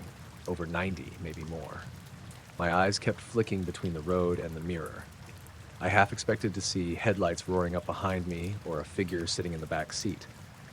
But there was nothing. Just the occasional road reflector zipping past and the faint hum of the tires. The weirdest part came maybe 20 minutes later. I'd finally calmed down a bit. No sign of the guy anymore, and I'd convinced myself I must have misjudged the distances or something. Sleep deprivation, dark road, whatever. I was starting to feel foolish. Then my radio crackled on. It was off. I hadn't touched it since Utah. No stations had come through for hours. But now it hissed to life, just static at first, loud and sharp, like a bad signal breaking through. Then I heard a voice. It wasn't clear. It sounded distant, like someone speaking through a fan. The all garbled vowels and muffled consonants. Not robotic, not inhuman, just wrong. Like it had been recorded underwater or picked up on the wrong frequency. It spoke for about 5 seconds. Just one phrase, maybe a sentence, then silence. Static cut off completely, and the radio went dead again. I hit the power button a few times, tried the tuner. Nothing, just a blank display. I drove the rest of the way to Ely in silence. When I pulled into the motel parking lot, the sky was starting to gray up. I checked into my room, locked the door, and sat on the edge of the bed for a long time before even taking off my shoes. That's when I finally looked at the odometer again. I hadn't checked it since the third time I saw him. I did the math. From the first sighting to the last, it was exactly 22 miles. Then, another 20 or so to the edge of town. But my trip meter, which I'd reset when I filled up in Delta, said I'd gone 79 miles total. That's at least 35 miles unaccounted for. I didn't take a wrong turn. There were no turns, It was a straight shot, and I didn't stop, not even to pee. I told myself maybe the trip meter was off, maybe I reset it later than I thought, maybe I'm just misremembering. But it still bugs me. I can't explain it. I've driven that road twice since, both times during the day. I never saw anyone. No hitchhikers, no weird signals, no glitches in the mileage, but I've noticed something else. The shoulder where I saw him all three spots is narrow and uneven. Loose gravel, no clear place to stand for more than a minute without risking a twisted ankle. I pulled over and got out the last time, just to check. It's not a place anyone would choose to wait, especially not in the dead of night. But there were footprints. Faint, half filled with dust, but definitely human. Just a few. Like someone had stepped out of the scrub, stood for a moment, then stepped back again. I saw them in all three places. Same size, same tread pattern, same number of steps. 3 steps out, 3 steps back. Nothing else.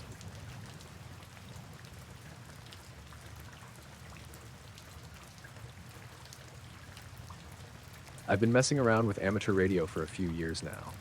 It's mostly a hobby to kill time and sometimes catch odd noises or signals from far off places. Nothing fancy, just a basic HF rig setup in my little workshop in rural Vermont. I like the quiet here, good for tuning into faint stations and picking up static that city folks probably never hear. The night of what happened, it was late October, a dry, chilly evening, and the sky was clear with a thin crescent moon, the kind of night where everything feels a bit too still. I was sitting at my desk around 11 p.m., fiddling with my receiver, scanning through the bands.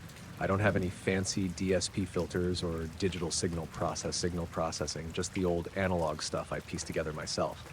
I was aiming for something weird or interesting, the usual static, Morse code, maybe some distant broadcast. Usually it's just nonsense, random bursts of static or old weather reports. But then, out of nowhere, something caught my ear. It wasn't a voice or music, but a series of rhythmic clicks and static bursts, steady, like a pulse or a code. It came through on about 7.040 megahertz, one of the lower HF bands. I tuned in closer, turning the dial slowly. The clicks were perfectly spaced, like a metronome, ticking out a pattern.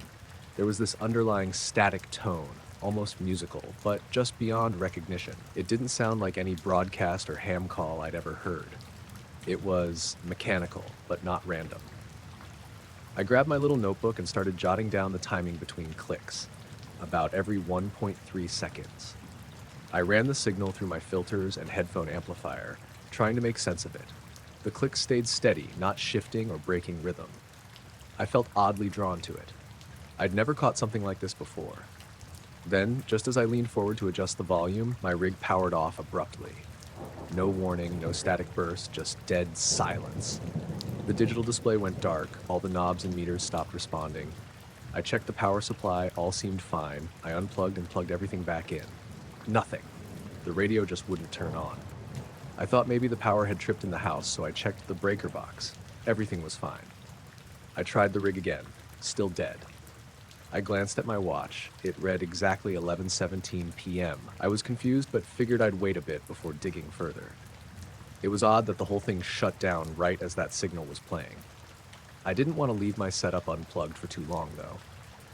I sat back, eyes flicking to the dark radio on the desk, feeling a mix of annoyance and curiosity. 15 minutes passed, and the rig still refused to start. Then I noticed something weird. The small analog clock on the wall, the one that ticks softly, had stopped moving. The second hand was frozen at 11:18 p.m. I blinked, shook my head, and nudged the clock. It started ticking again. I looked back at my watch. It was 11:20. But then I checked the rig again. At 11:30 exactly, without me touching anything, the radio suddenly powered back on. The screen lit up like nothing had happened. It went through its startup noises. I checked the time on the rig's internal clock. It was exactly 11:30 p.m., 13 minutes after it went dark. I leaned back, feeling that creeping sense of what just happened. I had no power issues in the house, and no one else had been near the gear. The radio didn't act like it had a blown fuse or a loose cable. Curious, I turned the dial back to 7.4 megahertz. Static. No clicks. I scanned up and down the band, trying to catch the rhythm again. Nothing. I tried to reboot a couple of times, and everything seemed normal. I figured I'd write down what happened and keep an ear out for that signal again. But the strange part wasn't over. The next night, same time, same frequency, I waited. Hours passed. No rhythmic clicks, just usual static and occasional ham chatter. The night after, still nothing. A few nights later, I was back tuning at the same frequency, and this time I noticed something else. Very faint and far off, almost like a whisper layered beneath the static. A kind of low hum, almost a vibration you feel in your bones rather than hear clearly. I sat still, waiting for the clicks. They never came. I packed up and went inside. Days later, while talking to a friend who's also into radios, I asked if he'd ever heard anything like rhythmic clicks on those frequencies. He shrugged, said sometimes odd signals pop up from distant military or weather satellites, or sometimes just interference. But it didn't feel like interference to me. Too precise, too deliberate. Over the next couple weeks, my rig worked perfectly, no shutdowns. The clicks never came back. I checked the spot where I keep my setup for any signs of damage or tampering. Nothing. The whole thing felt off, like I'd stepped into a glitch of reality. I even double-checked the house wiring and electronics. Nothing wrong.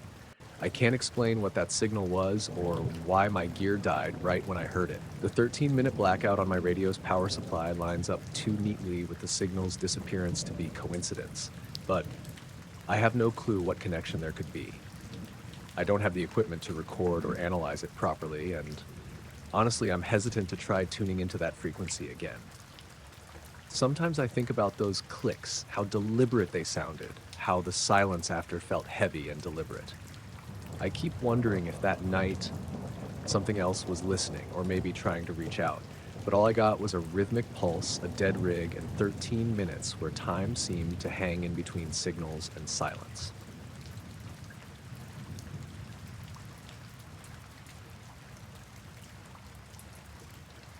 I was hiking alone in the White Mountains of New Hampshire, late September of 2022. My name's Emma Collins, and I usually spend a good chunk of my weekends on trails, especially in the fall when the leaves turn. That year, I'd taken a few days off work and decided to tackle a lesser-known path near Franconia Notch State Park. It was supposed to be a quiet, easy 3-mile loop called the Pemi Trail, mostly wooded with some open views. I started mid-morning when the weather was cool but dry, a crispness in the air that hinted at early autumn. The sky was partly cloudy, with patches of sun slipping through the treetops as I walked. The forest was mostly quiet except for the usual sounds: birds, the crunch of my boots on leaves, and the occasional rustle of squirrels or chipmunks. About an hour into the hike, I stopped near a small clearing by a stream to drink some water. That's when I noticed the stone. It was lying just off the path, partly buried under some fallen leaves and twigs. At first, I thought it was just a smooth rock someone had left behind. It was unusual looking, perfectly circular, maybe the size of a hockey puck, and the surface was almost glassy but matte, like polished river stone, only more uniform. I picked it up without much thought. As soon as it was in my palm, I noticed a faint vibration, almost like a very low hum. It wasn't loud at all, barely audible, more like a sensation you could feel through the skin rather than hear with your ears. I tilted the stone close to my ear, and the humming got a little clearer, steady but soft, almost soothing. I checked around to see if anyone else was nearby, but the trail was empty. I didn't know what to make of it, but I slipped the stone into my jacket pocket and kept walking. For the next half hour, the humming stayed with me, like a quiet buzz that seemed to come from the stone itself. I wasn't sure if it was in my head, but every time I reached into my pocket, I felt it there. It wasn't unpleasant, just odd, like the stone was alive in some way. Then things started getting strange. I remember looking up and realizing I'd passed a marker for the trail junction earlier than I thought. The trees seemed thicker, and the path wasn't as clear as it had been. I wasn't lost exactly, but something felt off. I stopped and pulled out my phone to check my GPS, but the signal was spotty, which wasn't unusual in that part of the woods. I noticed the humming was stronger now, almost like it was responding to the environment. Then I realized something. Every time I slowed down or stopped moving, the hum got louder. When I walked faster, it faded. It was like the stone was reacting to me. That's when I noticed the trees around me. The branches were thicker, and there was this dense, unnatural quiet. Not just a lack of animals, but a sort of soundlessness. The usual forest noises were missing. No birds, no insects, no wind in the leaves. It felt like the woods were holding their breath. I stopped to catch my breath and held the stone up. The hum was definitely coming from it, steady and vibrating through my fingers. I looked around, feeling a little uneasy. I put the stone back in my pocket and took a few steps forward, toward a bend in the trail where the sun peeked through the branches. That's when the hum stopped, completely, like someone had flipped a switch. I stopped walking and waited, but nothing changed. No hum, no vibration. I pulled the stone out again, holding it in my hand, but it was silent now, just cold and smooth. I stepped back a few paces, curious if maybe I had crossed some invisible boundary. The moment I moved backward toward where the hum had been stronger, it came back, just as low and steady as before. I tried to shake it off, thinking maybe I was imagining it, but the pattern was clear. Step forward past that point on the trail, and the stone was dead silent. Step back, and it started humming again. I wasn't sure what to make of it, but part of me wanted to keep going, to see how far the silence stretched. The trail in front of me led into a thicker cluster of trees, darker under the afternoon sky. I debated turning around, but something kept me rooted there, standing just on the edge of that silent zone. I looked down at the stone, cold and quiet in my hand, and felt a faint sense of pressure, like the stone was urging me not to cross the line. After a minute, I turned and walked back toward the clearing where I'd found it. The hum started again as soon as I passed that invisible line. I tucked the stone back into my pocket and kept walking, not looking back. The rest of the hike was uneventful, but I kept feeling like I was being watched. The forest seemed to close in around me differently than usual, shadows lingering a little too long. I quickened my pace and made it back to the parking lot just before dusk. I tried to research the stone later, but nothing came up. No local legends, no geological matches, nothing. I still have it in a box on my shelf. It doesn't hum anymore, no matter what I do. But I know that day, on that trail, something was different. Something I can't explain. I don't know why the stone reacted that way or what the silent boundary was, but it felt like crossing it might have changed something. I never went back to finish that hike.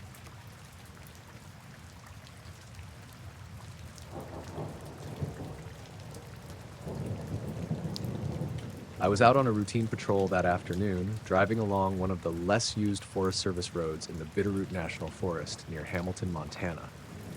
It was early fall, and the weather was clear but crisp, cool enough that the leaves were just starting to turn, but not cold yet. The kind of day where the light feels softer, like it's easing into something. I'd been working as a ranger here for about 5 years by then, mostly doing the usual, checking trails, looking for illegal campfires, making sure people weren't messing with the environment. Nothing too exciting. But that afternoon, I came across something I still don't quite understand. I just left the ranger station after grabbing some paperwork to fill out, and I decided to take a less traveled route through a patch of forest I hadn't checked in a while. The road was narrow, gravel, winding through thick stands of Douglas fir and lodgepole pine. The forest was quiet, no wind, no birds, just the muffled crunch of my boots when I got out to check the map. As I was walking along the edge of the road, something caught my eye. About 50 yards off the path, there was a cluster of trees, maybe a dozen or so, and all of them had their bark stripped off in these spirals. Perfect spirals, wrapping around the trunks like giant carved grooves. It looked so deliberate, like someone had taken a huge, sharp tool and carefully shaved the bark off in a twisty pattern. But the spirals didn't make sense. The cuts were clean and smooth, no jagged edges or ragged bits. The bark was completely gone from those strips, but the wood underneath looked untouched. No gouges or damage. I stared for a minute, trying to figure out what I was looking at. I've seen trees damaged by animals. Sometimes bears scratched the bark or deer rubbed their antlers, but nothing that looked like this, not even close. And no other trees around had anything like it. I pulled out my gloves and touched one of the spirals gently. It felt dry and rough under my fingers, but there wasn't any sap or evidence of injury, just bare wood, perfectly exposed. The quiet in the forest seemed to press in on me. I looked around for footprints or anything that might explain how this had happened, like maybe a group of people had been using tools here, but there wasn't a single mark in the dirt or leaves. The ground was undisturbed, like no one had been there for days. No broken branches, no crushed undergrowth. I thought maybe it was some kind of natural phenomenon I hadn't heard about, maybe a fungus or insect I didn't know that peeled bark off in spirals, but I couldn't find any sign of that. The bark strips were too uniform and clean for insects. Something else was off, though. The air felt heavier, quieter than it should have been, almost like the forest was holding its breath. I checked my watch. I'd only been there maybe 10 minutes, but the light was starting to fade faster than it should have, like dusk was coming early. I tried to shake the feeling and took out my phone to snap a few photos. As I did, I caught a faint sound, like a low hum coming from somewhere nearby. It wasn't wind or animals. It was steady, barely noticeable, like a faint vibration under the usual forest noises. I stopped moving and listened carefully. The humming wasn't coming from the trees with the stripped bark, but it was close, just beyond the cluster, deeper in the woods. The more I focused, the clearer it became. But it was hard to pinpoint. I wasn't sure if it was my imagination or something real, so I kept my phone out, ready to record. I took a couple of steps toward the sound, but the forest suddenly felt different, like the shadows grew longer, thicker. Then, without warning, the humming stopped. The silence returned, total silence, like the forest had gone completely still. I turned around ready to leave, but I noticed something else. The light behind me, where I'd come from, looked strange. Like a faint shimmer in the air, like heat waves you see on asphalt in summer, but the temperature was definitely not hot. I blinked and the shimmer disappeared. I looked again. Nothing. I didn't see or hear anything else, so I headed back to my truck. I kept glancing over my shoulder as I walked, half expecting to see movement, but the forest was empty. On the drive back to the station, I kept replaying what I saw in my head. Perfect spirals stripped from tree bark, no footprints or tools, a low hum that vanished suddenly, and that weird shimmer of light. I told my supervisor about it later that day, and he looked at me like I was making it up or tired. They sent a crew out a few days later to check it out, but when I went back with them, the spirals were gone. The trees looked normal, bark fully intact, no signs of anything unusual. No one could explain how that had happened or why the spirals disappeared. I'm not sure if I was imagining things or if the forest itself changed, but whatever it wasn't natural, or at least nothing I've ever seen before. I still drive past that area sometimes when I'm on patrol, but I haven't seen anything like it since. And that hum, well, I don't think I ever heard it again.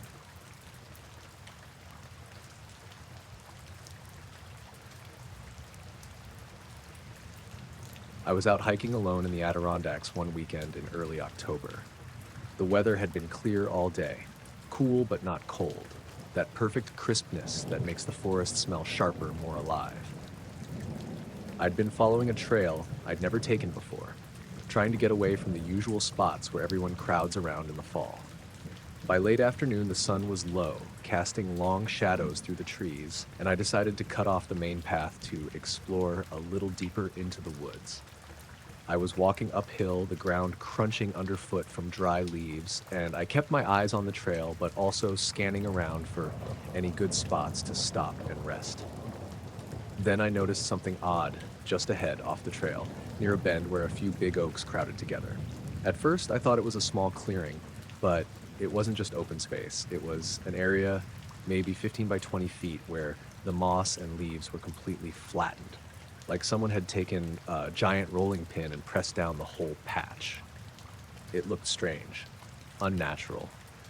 Usually the forest floor is kind of messy, leaves and moss in random clumps, but this was like a big smooth carpet all smashed down evenly. The leaves didn't look crushed or broken, like just pressed flat as if a heavy weight had settled on top of them, then lifted straight up without disturbing anything else. I looked around carefully. There were no footprints, no broken branches, no signs that a big animal had been there. The nearby twigs and smaller plants were all standing straight, untouched. No dirt kicked up, no obvious disturbances like a fallen log or human activity, just this perfect flattened patch of moss and leaves. I knelt down and touched it with my hand. The moss was cold and damp underneath, like usual, but the top layer was almost stiff from being so compacted. The weird thing was that the moss and leaves on the edge of the patch kind of curled upward, like the edges of a pressed flower or something you'd see in a nature preserve specimen. But this was way bigger and in the middle of the forest. No explanation for it. I glanced around nervously. I was alone, miles from the nearest trailhead, and the sun was dipping behind the trees fast.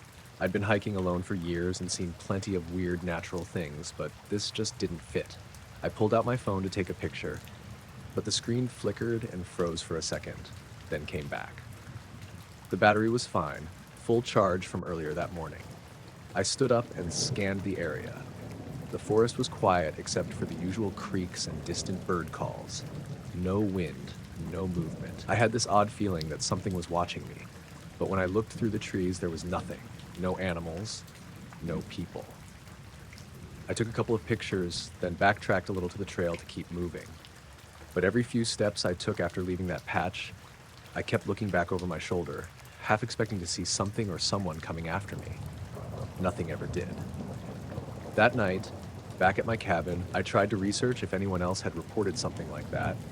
An area of forest floor perfectly pressed flat without any sign of disturbance, but I didn't find anything. Just some random forum posts about crop circles and odd ground impressions from big animals or logging machines, but nothing like this. Over the next few days, I kept thinking about it, and sometimes when I was out hiking in other places, I'd glance at the ground, expecting to find more of those flattened patches. But I never did. It was just that one spot, deep in the woods, exactly the way I left it. I thought maybe it was some kind of natural phenomenon, like a plant disease or fungal growth that made the moss and leaves collapse like that. But the edges being curled up, the lack of disturbance around it, and the sheer size of the area didn't add up. The weirdest part was how I felt right after I left the spot. My heart was pounding, but not from exertion. Just a slow, heavy pressure in my chest, like I'd been holding my breath without realizing it. The forest around me seemed quieter than usual, like the usual background noise was gone. Even the air smelled different, more sterile, almost metallic in a way I can't explain. I didn't tell anyone I was out there alone that day, just kept it to myself. No one I know hikes that far or would believe me without seeing it. I went back later with a friend, hoping to show them the spot, but when we got there, the moss and leaves were just normal again. No flattened patch, no curled edges, just regular forest floor like nothing had happened. I've been back a few times since, always around the same time of day, hoping to see it again or figure out what it was. Nothing. But every time I step near where that patch was, I get that same heavy feeling in my chest, like something's pressing down on me. It's subtle, but it's there. I don't know if what I saw was natural or if something else was there, pressing down on the earth in a way that left no trace except for that strange flattened patch. It doesn't make sense, and it doesn't feel like something ordinary. I keep wondering if I missed something obvious or if it was just my imagination running wild. But I keep coming back to that spot, hoping to catch another glimpse, even though I'm not sure I want to. It's the kind of thing you don't talk about much because it sounds crazy, but it really happened. The forest was quiet, the air still, and the ground pressed flat like something huge had settled there, then vanished without a trace.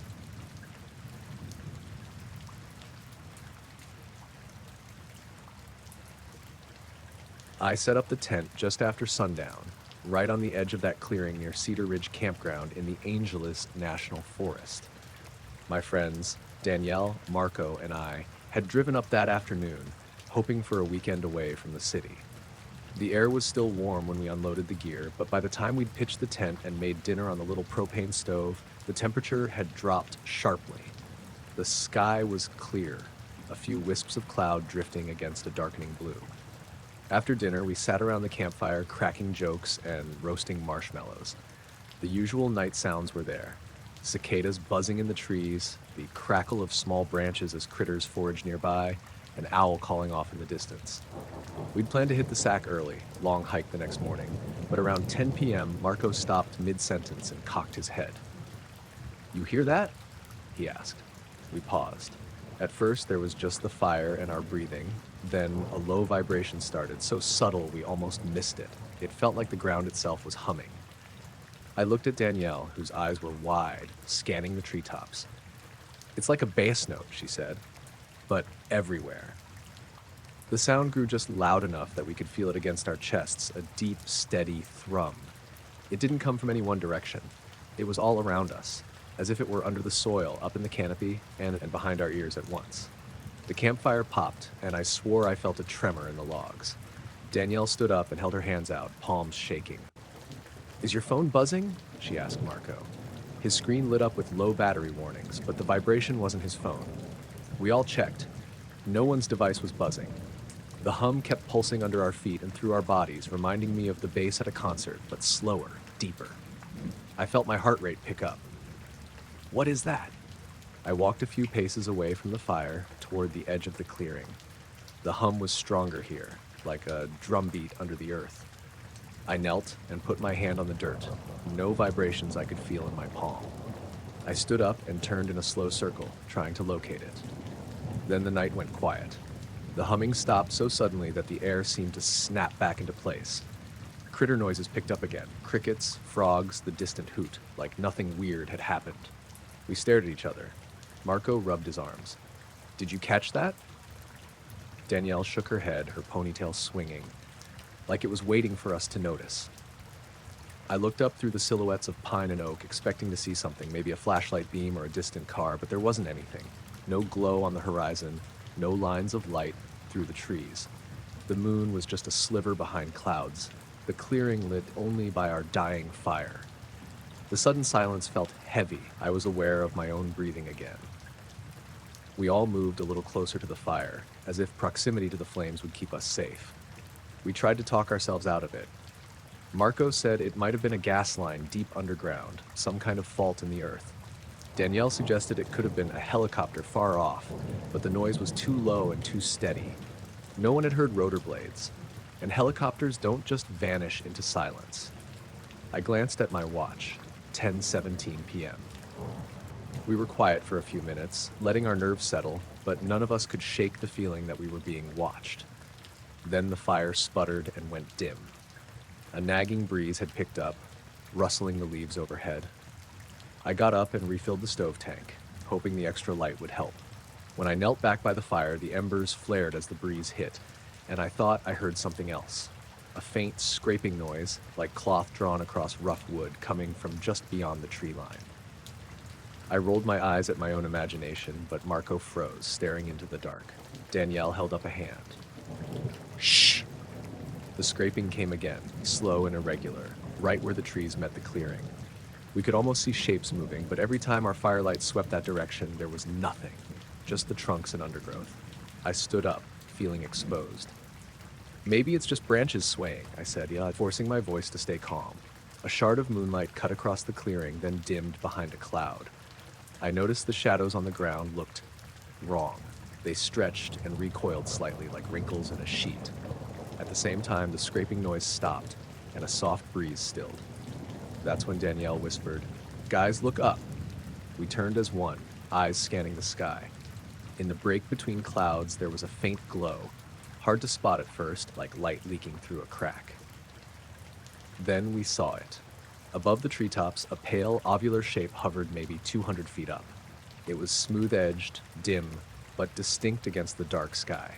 No blinking lights, no wings or rotors, just that solid, egg-shaped form floating without movement. I felt my chest tighten. I wanted to grab my camera, but my legs wouldn't move. Marco's flashlight lay by the tent, too far to reach without leaving the others alone. The fire crackled, and our three shadows shivered across the grass. We watched it for what felt like several minutes, but was probably less than 30 seconds. Then Danielle let out a soft breath, and the shape vanished, just dropped out of sight behind the ridge of trees. No fade or blink, like our eyes had missed it for a moment, and then it wasn't there. I heard Danielle mutter, "I saw it. I swear I saw it." We ran to the edge of the clearing, peering between the trunks. The sky was empty, nothing but clouds drifting across the moon. The field beyond was quiet. The trees stood still. "Did it move?" Marco asked. I shook my head. It just disappeared. The wind picked up again, rattling branches overhead. The silvery shape haunted my thoughts even as we packed up the fire. No one spoke much as we stuffed out embers, rolled up sleeping bags, and loaded gear into the car. Our usual laughter was gone. We were too jumpy. By the time we drove out, the engine's roar felt oppressive. My heart pounded against my ribs, and I kept glancing at the rearview mirror for headlights that never came. Back home, I lay in bed replaying the night. The humming, the sudden silence, the scraping, the moonlit shadows, the hovering shape. None of it fit. Nothing about it made sense. I haven't told many people, just mentioned it to a coworker who laughed and called it cabin fever. But Danielle texted me this morning. "Did you look outside last night?" I peered out my window at my own backyard. No weird lights, no hum, no hovering shapes. Only the quiet street lamp casting normal shadows. I flooded the footage from my old action cam too. Maybe I hit record without noticing, but there's nothing. Just the flicker of firelight and 3 pairs of wide eyes staring into darkness. I don't know what we heard or saw. All I know is, for a few minutes, the world felt off kilter. Like we'd slipped through a crack where the night was watching us back, and then it let us go.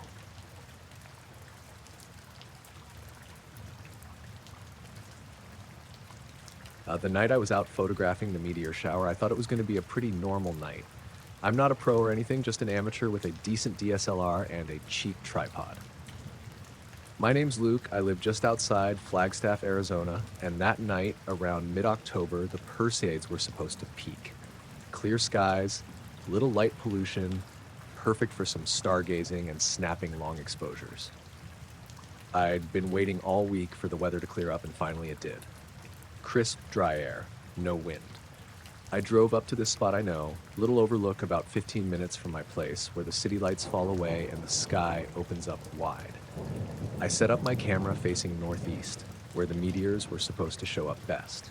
The moon was just a thin crescent, so the sky was dark enough to see a ton of stars.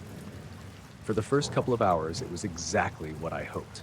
Meteors streaking across the sky, random flashes, the usual sparkling chaos. I'd get a shot every few minutes with a bright trail cutting through. I'd glance at the screen, adjust settings, and just enjoy the quiet. The whole place felt isolated. Only the faint sounds of crickets and the occasional rustle of a breeze through the scrub. Then I noticed something odd. At first, it was just a small point of light, kind of glowing softly but steady, almost like a star, but too bright to be one. I thought maybe a plane, but it wasn't moving like one. I zoomed in a bit, just out of curiosity, and the shape wasn't a point at all. It was a perfect triangle, glowing with this low, constant light that didn't flicker or blink like an aircraft's lights do. It was just sitting there, completely still against the backdrop of moving stars and meteors. No sound, no blinking lights, no navigation strobes, nothing that made sense for any kind of plane or drone I'd ever seen. I took a few shots with the camera's zoom all the way in. The triangle didn't seem to change size or position, but when I tried to focus more closely on it, zooming in to get a better look, it just disappeared. Not slowly fading or flying off. Like the moment I switched the lens, it was gone. No flash, no movement, just gone. I waited a few minutes, scanning the sky with the naked eye, but I couldn't spot it again. The rest of the sky was full of meteors, but that glowing triangle never came back. I was kind of weirded out, but figured maybe it was some kind of optical illusion or my camera messing with the image. The next day, I looked through the pictures carefully on my computer. The triangle was there in several frames, always the same size and shape, perfectly sharp edges, glowing just enough to stand out. The stars in the background showed tiny motion blur from the Earth's rotation, but this thing was totally still. No trails or blur at all. What really freaked me out was the frame where I zoomed in. That picture was just a blank patch of sky. No triangle, no stars where it should have been, nothing. Like the spot in the sky had been erased. I told a couple of friends who were into astrophotography, but none of them had ever seen or heard of anything like it. One guy suggested it might be some kind of weird satellite or classified military craft, but the way it just vanished didn't sit right with me. Satellites don't disappear when you zoom your camera. Planes don't hang perfectly still in the sky for over half an hour. The next few nights, I went back to the same spot, same time, hoping to see it again or figure out what it was. Nothing. No triangle, no odd lights, no glitches. What sticks with me most is how I felt while it was there. The air seemed heavier, like the usual openness of the desert sky was compressed. I kept looking over my shoulder with time to half expecting to see someone else there or some vehicle approaching, but the place was empty. Just me, the camera, and that perfectly still triangle. I didn't hear anything unusual, no engine noise, no radio static, no humming, just silence. And when I finally tried to zoom in, that was it. Gone. I don't know what I caught on camera. Could have been some kind of reflection or camera glitch, but the shape was so clean and distinct, it didn't look digital or accidental. It felt real. That night still bugs me, and every time I look at those photos, I wonder what exactly I saw.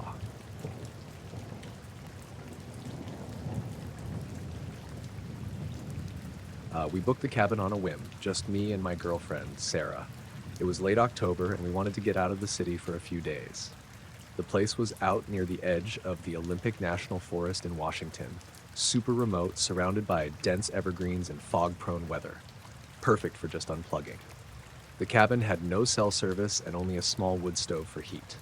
No internet, no distractions. We arrived late afternoon after a long drive. The air was chilly but dry, with a faint pine smell everywhere. The trees around the cabin were tall and thick, making the whole place feel like it was swallowed up by the forest. After unpacking, we made a small fire in the stove and settled in for the evening. It was quiet, except for the crackling fire and occasional woodpecker tapping somewhere outside. Later, after dinner, we went outside just to stretch and look around before dark. The sky was already turning that deep gray blue of early evening, and low clouds were rolling in. The fog was thickening quickly, drifting between the trees and crawling up from the ground. We stood on the small wooden porch, watching the mist snake through the branches. Sarah pointed up suddenly, saying, "Hey, do you see that?" I looked where she was pointing, just above the treetops, maybe 50 feet up. A shape was moving slowly from left to right. It was flat and round, like a disc, and it glided silently through the air. It wasn't bright or glowing, but it stood out against the gray sky, like a dark shadow sliding just above the canopy. The edges were smooth and well-defined. It moved slow, almost lazy, like it was drifting on invisible currents. I blinked a couple of times, thinking maybe I was seeing things or the fog was playing tricks, but Sarah's face was tense, her eyes fixed on the object. Neither of us said anything for a moment. Truce just watched.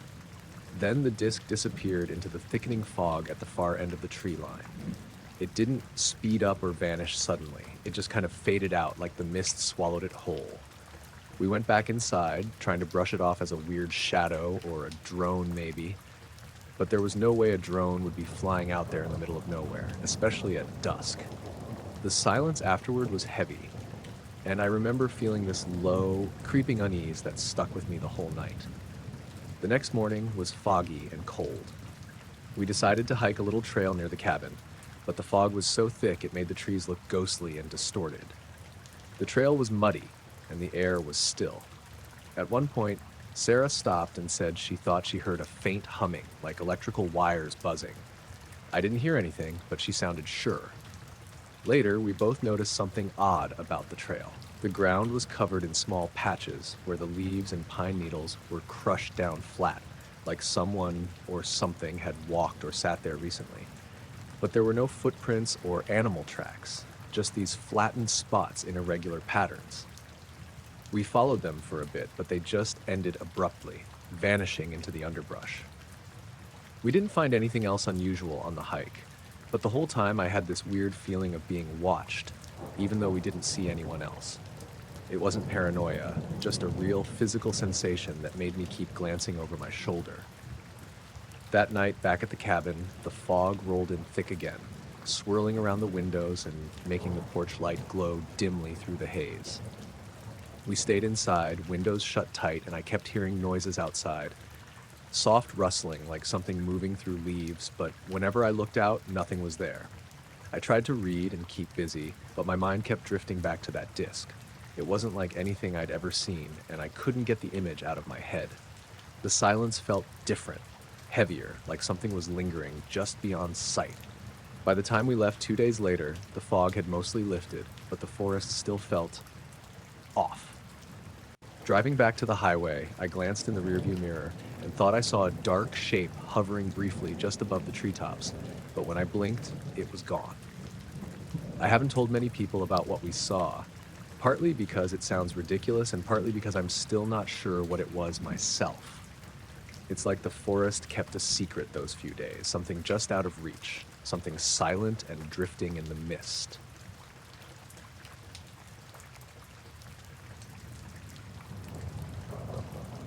I was out in the fields just past midnight when I first saw it. I'd been checking on the sheep, like I usually do before heading back to the house. The night was clear and cold, the kind of late spring night where the air still feels sharp but the frost is gone. The moon was high and bright, spilling pale light across the pasture. The sheep weren't scattered like they normally were. Instead, they were all bunched up tight in a circle, right in the middle of the field, which I thought was odd. Usually, they graze or wander off in small groups, but that night they were packed together, standing perfectly still and staring up at the sky. I rubbed my eyes, thinking maybe I was just tired or something, but no. They were definitely all focused on the same spot, heads raised and eyes fixed on this shape. It was hard to make out at first because it wasn't like anything I'd seen before.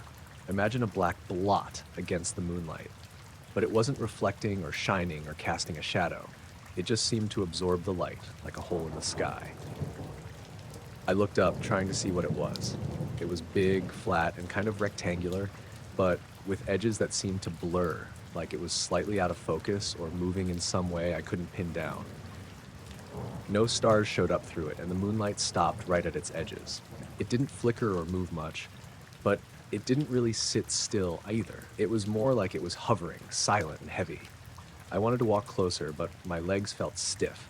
The closer I got, the more I felt like something was wrong. My skin prickled like static electricity, but colder. And I swear I heard a faint low hum, almost like the wind, but without the usual rustling. The sheep didn't move at all, not even when I shifted my weight or made a noise. I tried calling out to them, but my voice sounded weird in the open air, distant and muffled. The circle stayed tight, unbroken.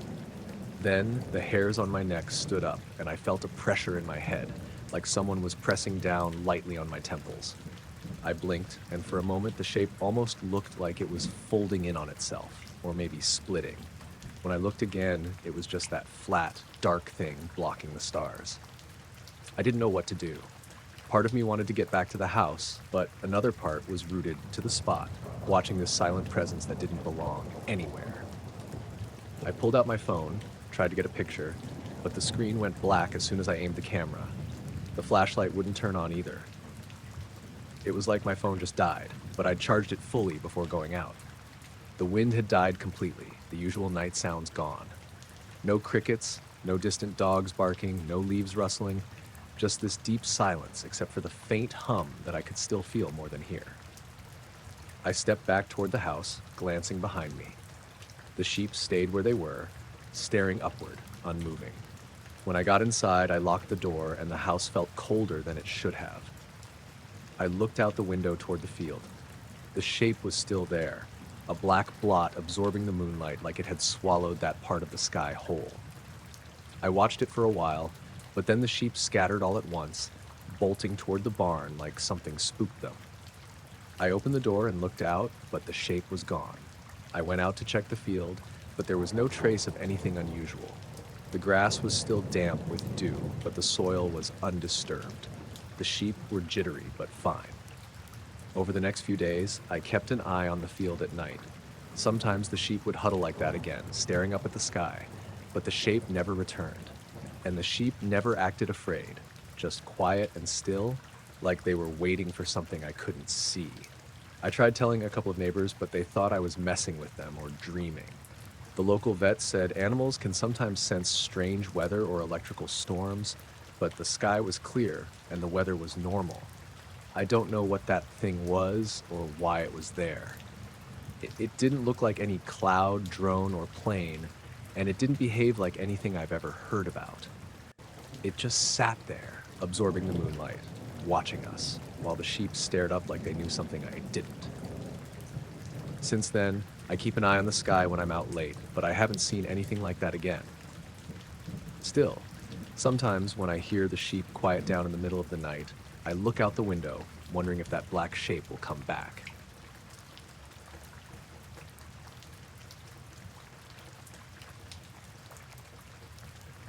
My name's Josh Walker, and this happened just outside of Des Moines, Iowa, in the middle of last summer. Me and my friend Tyler had been wanting to get away from the city for a night, just to camp somewhere quiet and clear. We're both into that kind of thing. Campfires, stars, the whole deal. So we packed up and headed about an hour west, near this big stretch of farmland. The weather was hot but dry, typical mid-July, with a little breeze that didn't quite cut the heat. We got to a spot off some dirt road that led into a field bordered by a thin line of trees.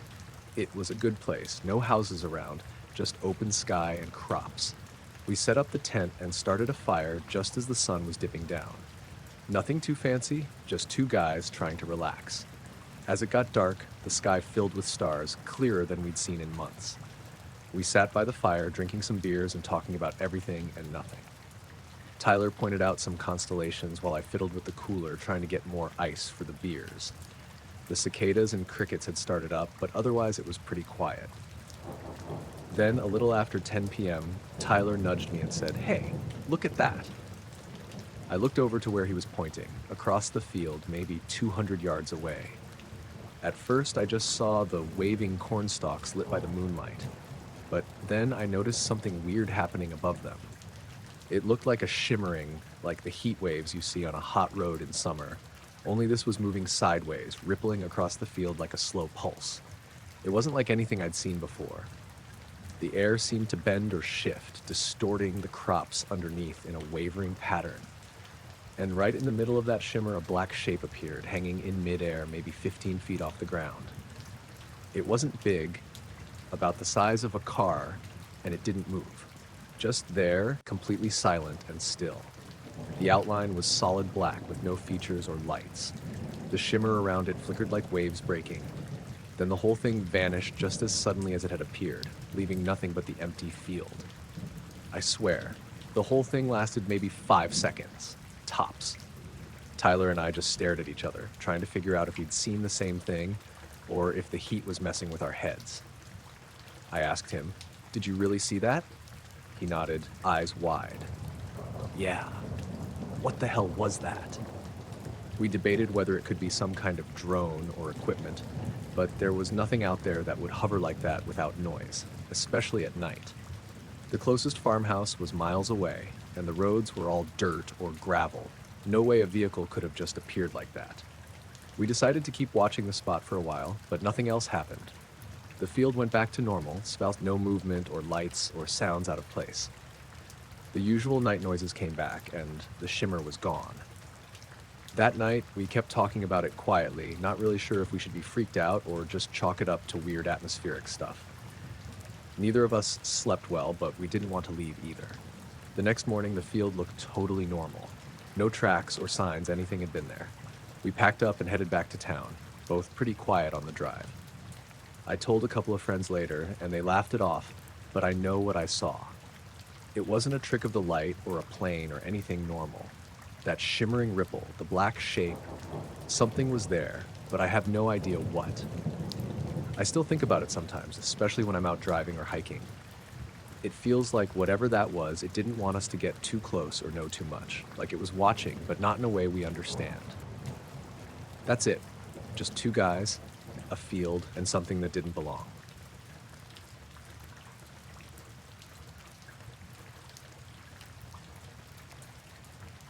I was parked at this old roadside diner on Highway 85, just south of Sioux Falls. It was late, somewhere past midnight, and I'd been on the road for almost 10 hours straight. My rig, a tired Freightliner, was idling outside while I grabbed a quick bite inside. The diner was mostly empty, just a couple of other truckers and a waitress who looked like she'd been running the place since the 70s. I don't even remember the name of the place. It was one of those classic roadside joints you only stop at when you're too beat to drive anymore. After eating, I went back outside to check on the truck, stretched my legs a bit. That's when I noticed it.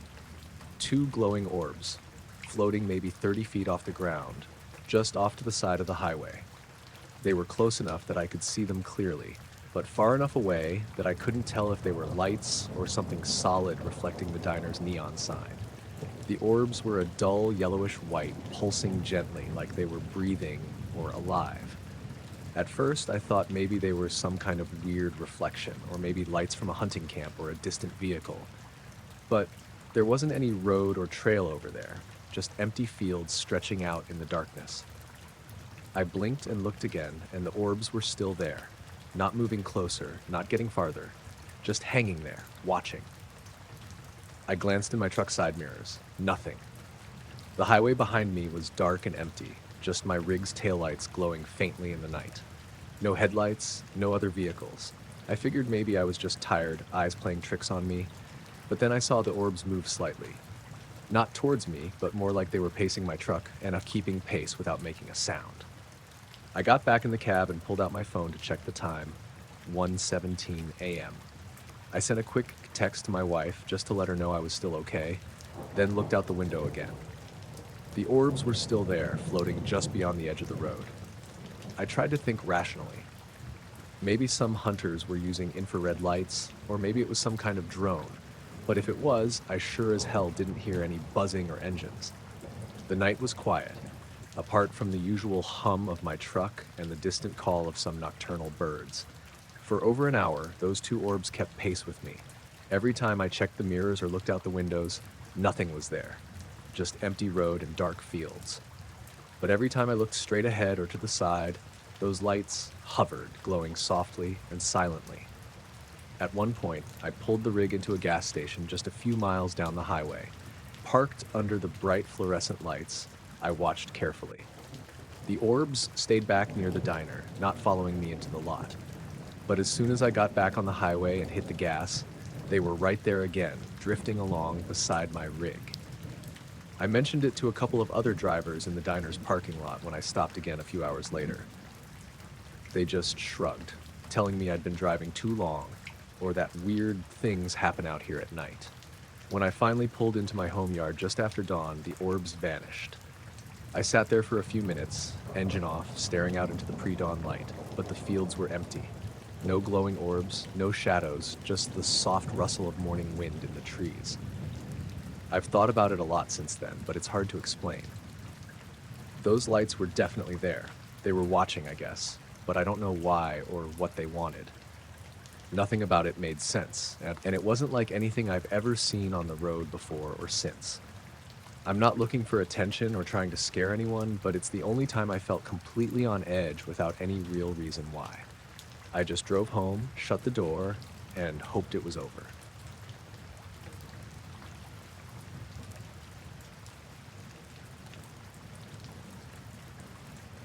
I was flying solo out of Chicago Executive Airport on a late summer evening in 2019. My name's Mark DeLuca, and I'm a private pilot with a few hundred hours logged, mostly local hops and some cross-country flights. This trip was a routine ferry flight to a small airstrip near Traverse City, Michigan, just north of the Lower Peninsula. The weather was clear but humid, with a thin haze hanging over Lake Michigan that made the sunset look softer than usual. I took off around 7:30 p.m., planning to cruise at about 7,500 feet for the roughly 2-hour trip north. The air was calm and everything felt normal as I climbed out over the city and headed toward the lake. I had the usual radio chatter with approach and center controllers, who cleared me through their airspace without any issues. The cockpit was quiet except for the hum of the engine and the occasional beep of the GPS. About 45 minutes into the flight, I was somewhere over Lake Michigan. I remember glancing out the left window toward the water below, which stretched dark and flat beneath a sky streaked with fading orange and pink. I had my autopilot on, so I was just monitoring instruments and checking my heading when something caught my eye. It was a bright white light, smaller than an airplane's landing light, suddenly appearing about a mile to my left and slightly above me. At first, I thought it was a distant plane or a reflection on the window, but it moved fast, much faster than any aircraft I knew. It shot toward my plane in a straight line, maybe covering that mile in just a couple of seconds. I blinked. When I opened my eyes, the light was gone, just vanished. No warning, no flicker, no fade out, just gone. I checked the radar, which I had up on a secondary screen. There was absolutely nothing near me except the few commercial flights well to the south, and none were on a collision course or anywhere close. The light didn't show up as a blip on my onboard radar or on the flight tracking app on my tablet. I called Chicago Center, thinking maybe they had noticed something. Chicago Center, this is November 5 Delta Lima Charlie. Did you see any traffic near my position over Lake Michigan? There was a pause. November 5 Delta Lima Charlie, negative. No traffic or contacts on radar near your reported location. The whole thing lasted maybe 5 seconds. I looked around, trying to figure out if maybe I'd caught a reflection of something inside the cockpit, my watch, a glare from the instrument panel, anything, but nothing matched up. The light was definitely outside. I kept flying, trying to shake it off, but my heart was racing. I toggled the radios and systems a few times, checked the instruments to make sure there wasn't a malfunction, but everything was normal. The engine was steady, the GPS was tracking fine, no alerts or warnings. About 10 minutes later, I noticed something else. A subtle feeling like I was being watched. It's hard to explain exactly, but it was a pressure in the air, like when someone's staring at you from behind, but there was nothing there. No sounds, no movement outside, just that odd sense of awareness. I called up the next controller and told them I might be dealing with some interference, but they didn't hear anything on their end. The rest of the flight was uneventful. I landed without incident, but I kept replaying those few seconds over the lake in my head. I even checked with the local airport tower in Traverse City about any unusual reports, but nothing. No other pilots had seen anything. Later that night, I went through the flight data and radar logs again, even pulling up flight tracking sites online. Nothing showed up near my coordinates at the time. It's not like me to freak out over weird stuff. I've flown through thunderstorms, lost engine power, and had near misses with birds. But this light appearing out of nowhere, moving way too fast, then disappearing, was something else. I don't know what it was, and I haven't told many people because it sounds crazy. But it felt real, like something was there for just a moment, and then it was gone. Every time I think back to it, I get that same quiet unease, like whatever it was watching me, and I just happened to catch a glimpse. I keep hoping there's a logical explanation, but so far I haven't found one.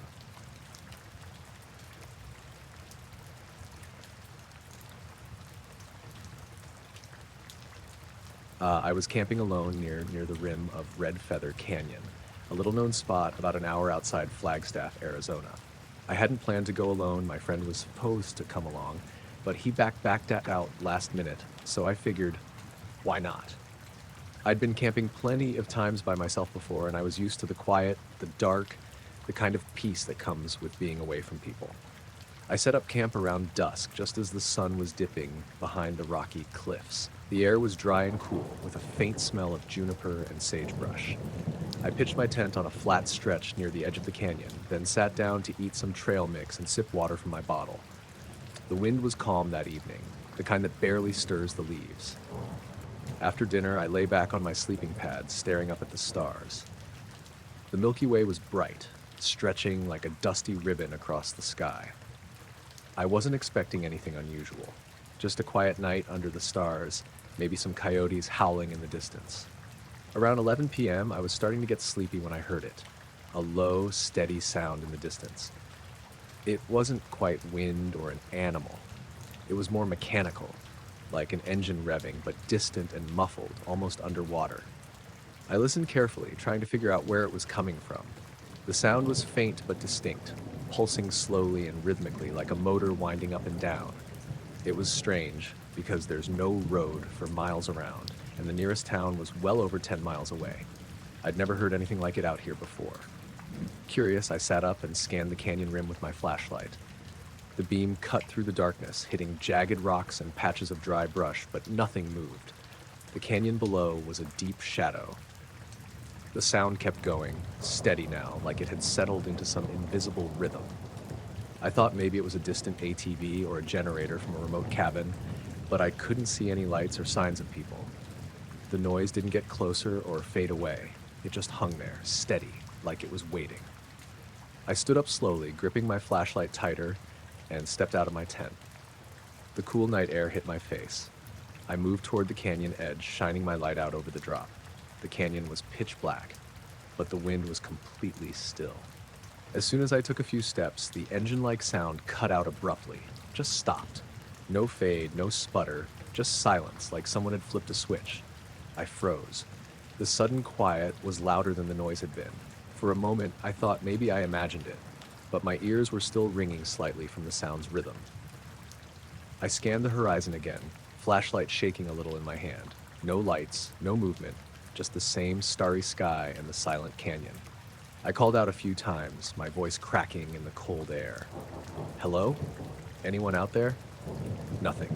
I thought maybe a vehicle had passed some distance away, but the timing was weird. The sound stopped exactly when I moved. It felt like it had been watching me, waiting for me to get up. I looked back at my tent, hesitated for a second, then walked back quickly and zipped myself inside. The silence pressed down, thicker somehow. I tried to tell myself it was just a weird coincidence, maybe a distant engine, or even an animal making some strange noise. But the fact that the sound stopped when I stood up made it impossible to shake the feeling that it had been waiting for me to react. I lay back down, heart still racing, and stared at the tent ceiling. Outside, the night stayed quiet, except for the occasional call of an owl somewhere far off. I must have dozed off because when I woke again, it was nearly dawn. The sky was lightening with that pale blue color that creeps over the horizon. I packed up slowly, feeling a little uneasy but glad to be heading home. On the drive back to Flagstaff, the memory of the sound stayed with me. That strange engine revving in the distance, then the instant silence the moment I moved. I haven't been back to Red Feather Canyon since. Whatever it was, I don't think it was just some random noise.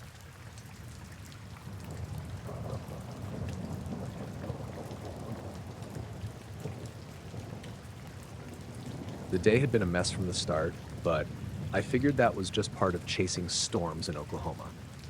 My name's Caleb, by the way. I'm not a professional meteorologist or anything fancy like that. I just love storms, the way they move and shape the sky, how unpredictable they are. It's something I've done for years, driving out to the plains with my camera and tripod, hoping to catch a good funnel or a really dramatic sky. That afternoon, the forecast looked promising. There was a strong cold front pushing through, and the clouds were piling up fast. By late afternoon, the whole sky had turned this angry slate gray. The wind had picked up, the kind that shakes the trees and makes your hair whip around your face. I was set up about 20 miles southwest of Tulsa, near a stretch of highway that cuts through open farmland. Perfect spot for clear views. I'd been filming for a couple of hours, getting shots of the rolling clouds, the darkening horizon, and some quick flashes of lightning in the distance. Nothing too dramatic yet, but the kind of buildup that makes you want to keep watching. Around 6:30 p.m., the wind shifted suddenly. The air got thick, almost electric. I was still outside, standing by my tripod, checking the camera settings when the clouds started to move in a way I hadn't seen before. It was like someone was pulling them apart, but unnaturally fast, like a curtain being yanked aside. At first, I thought maybe a gust of wind had pushed them. But this was different. The parting was too precise, too sharp, like the clouds were deliberately clearing a circle right above the field beside the highway. I raised my camera to get a closer look and started filming. Through the lens, I caught something that didn't make sense. Right in the middle of the gap in the clouds, there was this metallic glint, like a polished metal surface reflecting the last light of the sun. It wasn't moving, just hanging there in the sky. I zoomed in, trying to get a better shot. The shape was vague, more like a glimmer or a flash than a clear object, but it definitely wasn't a plane or a bird. There was no noise, no contrail, nothing that fit with any usual aircraft. Then, just as quickly as it appeared, the clouds closed back over the circle, swallowing up the glint completely. I kept filming, but when I checked the footage later, the part of the video where the clouds parted was corrupted, just static and glitches on the screen, like the camera had malfunctioned exactly at that moment. I remember feeling really unsettled then. The weather turned worse fast after that. The wind got violent, rain started pouring sideways, and I packed up as quickly as I could. On the drive back home, the sky was dark and angry, but the strange moment stayed stuck in my head. The weird thing is, the rest of the footage is fine. The before and after are perfectly clear. Only that part, when the clouds opened and the metal shine showed, is just a broken mess. I ran all sorts of checks on the files and the camera, but nothing explains why it got corrupted right then. Later, I showed the clips to a few storm chaser friends and some people online who know their gear. Everyone was curious, but no one could offer a solid answer. No one saw anything in the sky that evening except me, and the radar showed no unusual blips or signals. I keep thinking about how calm the air felt right before the clouds split. Too calm, like the world paused for a second. And that glint. It wasn't moving, but it felt like it was watching me or waiting for something. I went back to that spot a few times since, hoping to see the same thing or at least capture something similar, but nothing. Just regular storms and normal skies. I'm not sure what I caught on camera that day or if it was even real. All I know is that for a few seconds the sky did something that made no sense, and my footage refuses to show me what it was.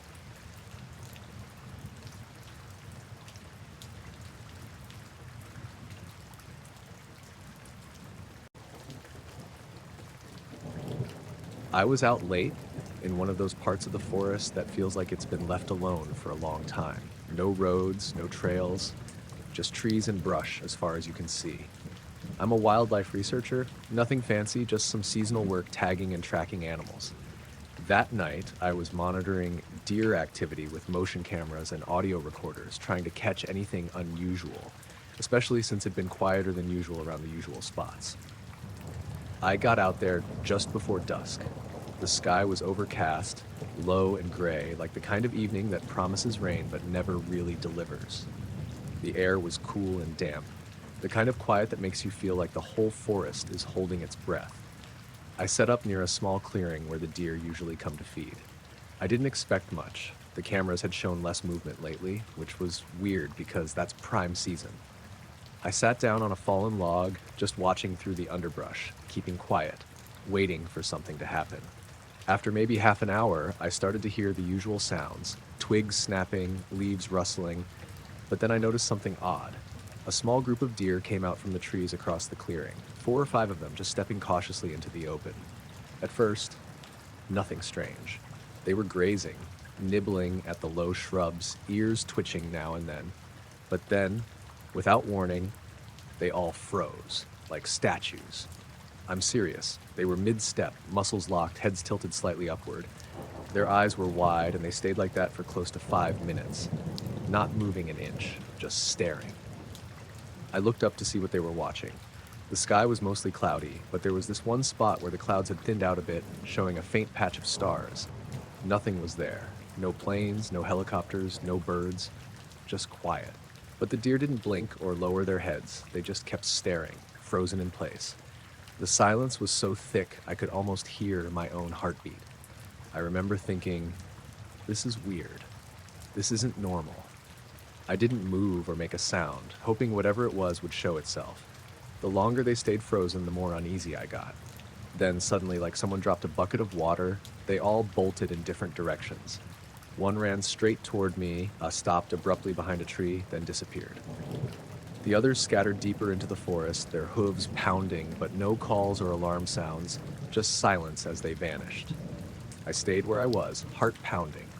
I didn't see anything in the sky, didn't hear anything, but that moment felt like something shifted in the air. I checked my equipment. The cameras had recorded the deer freezing, but nothing else unusual showed up in the footage. The audio picked up a low hum, almost like a distant engine, but smoother, almost vibrating through the ground. I packed up slowly, my eyes darting around the darkening woods. I felt like I was being watched, but every time I looked, there was nothing but trees. Walking back, I caught a glimpse of a light, a faint, pulsing glow through the branches. It wasn't a flashlight or campfire. It hovered, moving slowly but deliberately. I stopped. The light didn't flicker or change color, just stayed steady, soft white. I thought about calling out, but my voice felt stuck. After a few moments, the light vanished. I got back to my car without seeing anything else. The forest was quiet again, like nothing had happened. I still don't know what the deer saw that night.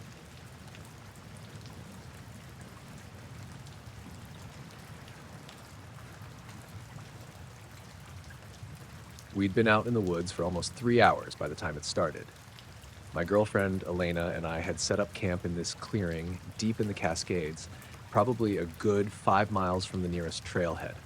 We'd gone looking for some quiet, a weekend away from phones and noise.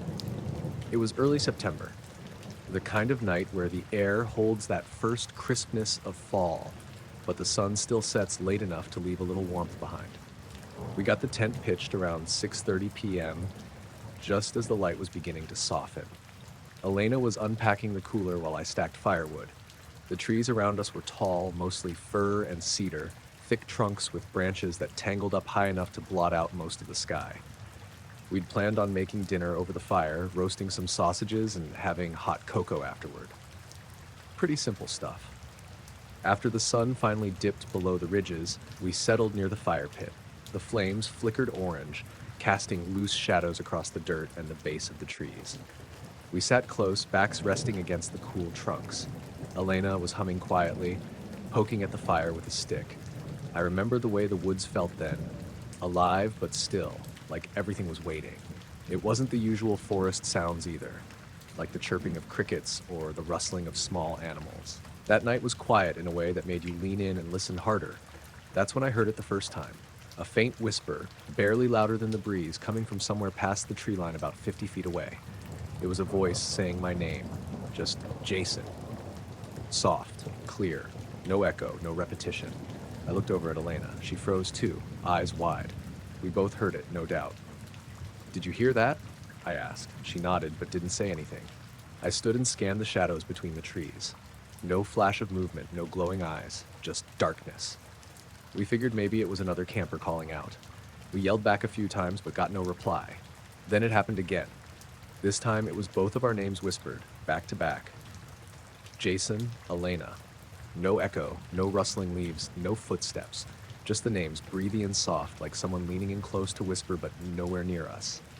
We both felt our skin tighten, but neither of us wanted to break the silence. We just sat frozen, eyes darting through the tree line.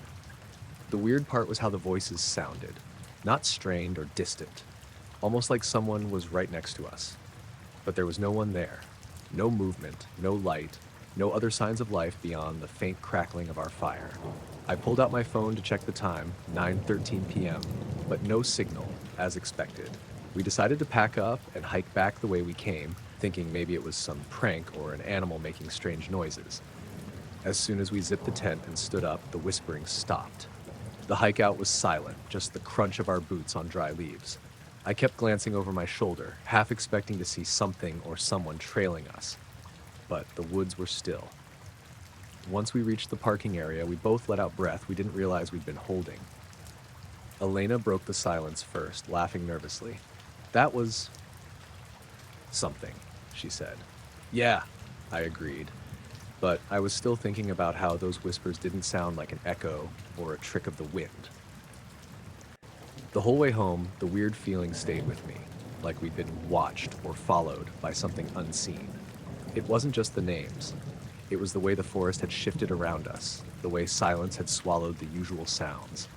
I don't know if I'll go back to that spot anytime soon, but every time I close my eyes at night, I hear those whispers again, just faint enough to make me wonder if it was real or if I'm just remembering wrong.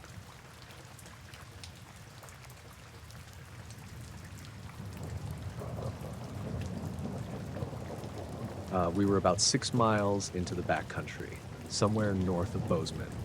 I don't remember the exact trail, something off the Spanish Peaks. It was me and my friend Eli. We'd both done trips like this before, and this one wasn't anything special. Early September, decent weather, just cold enough at night to make coffee in the morning feel earned. We got to our site just before dusk. It was this flat patch of grass beside a small alpine lake, ringed by pines and backed up against a ridge. No one else around. We pitched the tent, made dinner, and settled in. The moon hadn't come up yet, so it got dark fast. That kind of quiet dark you only get when you're far enough from any roads. Around 9, we laid out on our sleeping pads by the water. We hadn't made a fire, too dry up there, so we just laid back and watched the sky.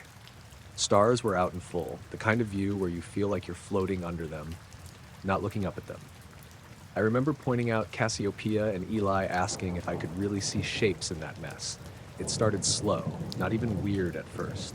I saw this cluster of faint stars that seemed closer together than they should have been, like someone had pressed a thumb into the sky and made a denser patch.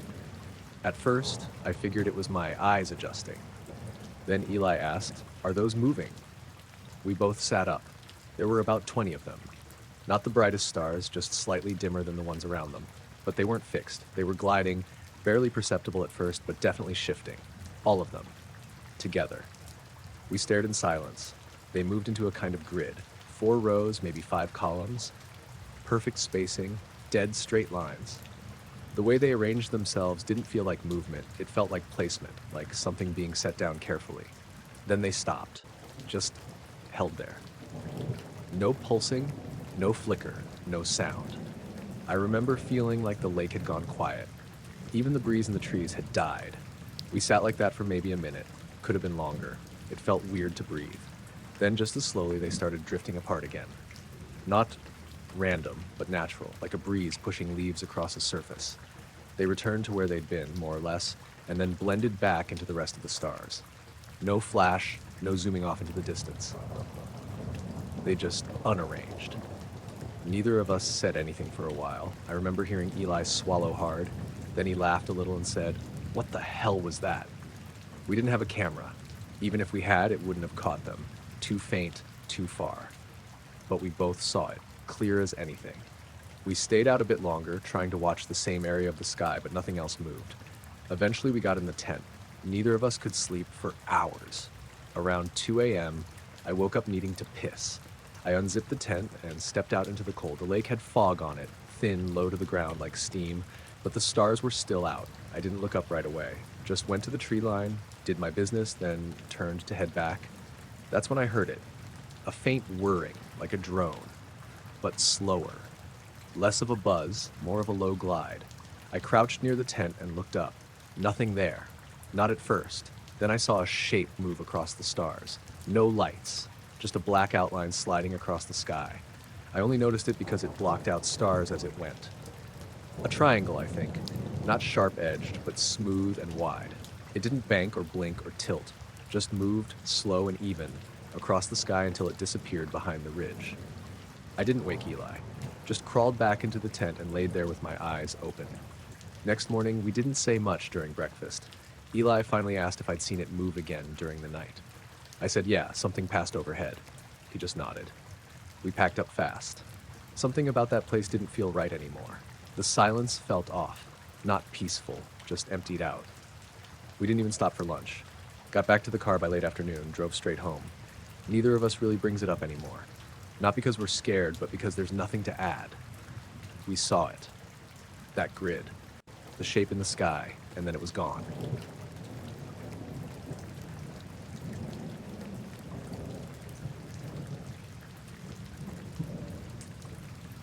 I was hiking with my friend Nate in the Ozarks last fall. Early October, just as the leaves were starting to turn. We'd planned a 3-day loop through the Boston Mountains, trailhead off Highway 23 out near White Rock. Nothing too extreme. We'd both done it before, just not together. The second night was where it happened. We'd made camp in a little hollow near a creek, maybe 6 or 7 miles in. Weather was perfect, clear sky, mid-50s, not a cloud all day. I remember saying how quiet it was out there. No traffic noise, no planes overhead, just the sound of the creek and some insects. We ate dinner around dusk, shared a flask, and turned in a little after 9. Nate sleeps heavy, but I don't. I kept waking up every hour or so. I chalked it up to the cold, or maybe I always feel a little off that far out. Around 2:30, I gave up trying to sleep. I got out of my bag, unzipped the tent, and stepped outside. The fire had gone cold. The sky was bright with stars, the kind of night where you can see the Milky Way without even trying. I stood there for a bit, stretching my back, not really thinking. Then Nate unzipped the tent behind me. I hadn't heard him sit up or move. He just opened the flap and crawled out like he'd been wide awake. "You hear that?" he said. I hadn't heard anything. I asked him what he meant. He looked up and said, "I dunno. Thought I felt something." We stood there for a minute, listening. Nothing, not even the wind. The trees were dead still, like they were frozen in place. Then I noticed the stars were gone. Not all of them, just a chunk of the sky straight above us, a triangle-shaped hole, maybe the size of a football field. At first I thought it was a cloud, but there were no edges, no motion, no softness to it. Just stars, then black, then stars again. "Is that a plane?" Nate asked. I shook my head. We were too far out for commercial flights, and there were no lights. No blinking red or white, no contrail. And the shape wasn't changing, just drifting slowly, silently overhead. The weirdest part was the silence. Total silence. No bugs, no creak, no breeze. I didn't even realize it until I thought about it later, but it was like something had sucked the sound out of the air. We stood there, heads tilted back, staring. It moved like a cloud, but perfectly straight. Not fast, not slow, just steady. No detail to it, just black. Like it wasn't even there, just a hole in the sky. Then Nate whispered, "Look at the trees." All the treetops beneath it, just the ones under the shape, looked darker than the rest, like they'd lost all their color. Even with the stars and starlight, they were just flat, not moving, not swaying. I stepped back to see if it was just shadows, but the trees at the edge of the clearing looked normal. Only the ones directly underneath were weird. We didn't say anything else, just stood there watching until the shape drifted past. Once it cleared the tree line, the stars came back. The normal sounds came back too. I remember that clearly. First the insects, then the creek, then this tiny rustling in the leaves, like the forest was rebooting. We didn't sleep the rest of the night. We just sat by the cold fire pit with our backs to the tent, not saying much. In the morning, we packed up early and didn't talk about it until we were back at the car. Nate said he didn't feel scared exactly, just wrong, like something had been overhead that shouldn't have been there. I felt the same. I asked him what he meant when he said he felt something before we saw it. He said he didn't know, just this weird heaviness, like someone had draped a wet blanket over the whole world for a second, like gravity got stronger. Neither of us had any pictures, obviously. Phones were off. I didn't even think to reach for mine. It didn't even cross my mind until the next day. I drove home that afternoon and spent the evening looking up military flight patterns, satellites, anything that might explain it. There was nothing. I haven't been back out there since. Nate hasn't either.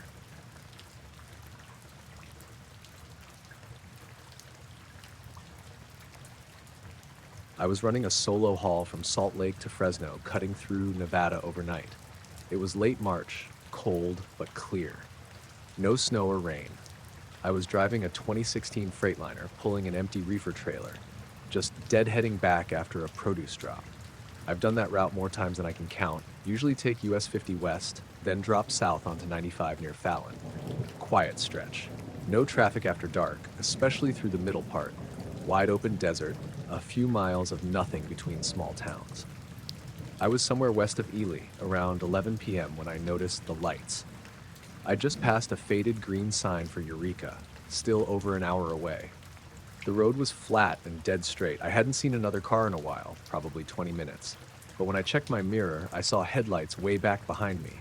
Just two dots, low and even. Didn't think much of it. Could have been another truck, or maybe some guy pushing it to make time. The thing is, those headlights never got closer. That stretch of 50 is empty. If someone's behind you, they either catch up or fall behind. It's too flat for games. But these lights just hung back. Same distance, same intensity, mile after mile. I slowed down a bit to see if they'd gain on me. They didn't. I sped up, still there. It was like they were tethered. I leaned forward and tried to get a better look in the side mirror.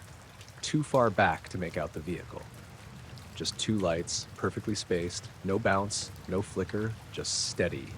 Around midnight, I stopped at a pull-off to take a leak and stretch.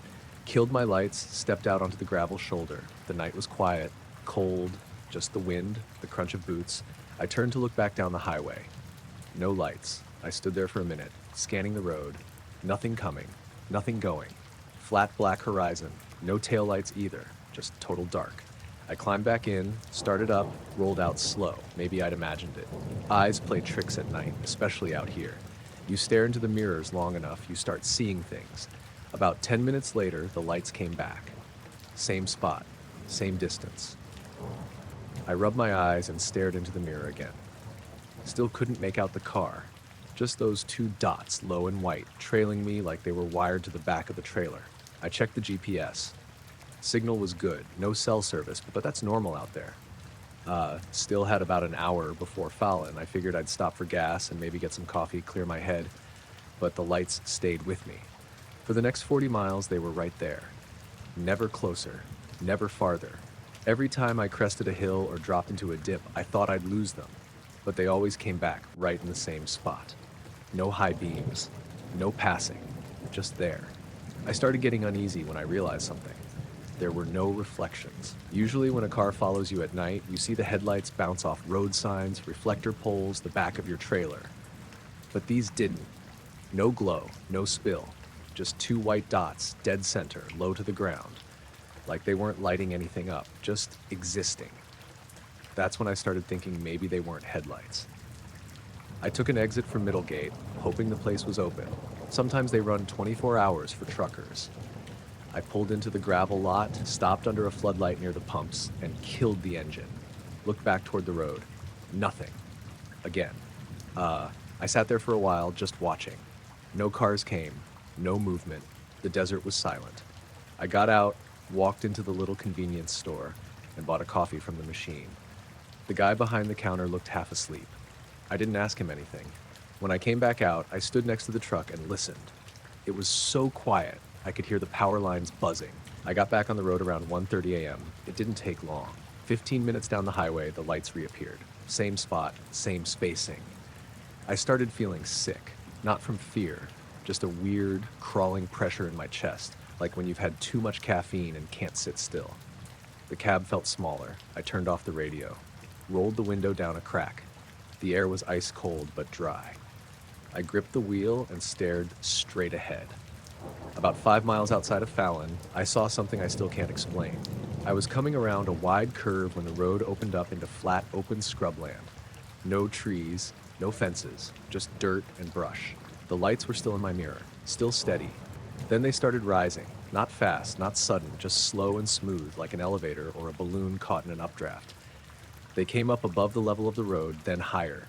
10 feet, 20, maybe 30. Still two lights, still steady. They weren't swinging or drifting. They moved together, perfectly. No noise, just up. I pulled over, stopped the truck dead on the shoulder, killed the lights, rolled down the window all the way. The lights were hovering maybe 30 feet up, 100 yards back, just hanging there. Then they began to drift apart, still rising. They widened into a shape, not a line, more like a curve. Then a sharp angle, a triangle maybe, or something close to it. I couldn't see any structure between them, but the pattern was too precise for coincidence. Then they blinked out, not one at a time, not fading, just gone. Dark. I sat there for a long time, just watching the sky. Eventually, a pair of semis passed going the other way, and their lights jolted me back. I started the engine and drove into Fallon, got gas, sat in the lot for 20 minutes staring at the road behind me. Nothing followed. I didn't take that route again for a long time. Still don't, if I can help it.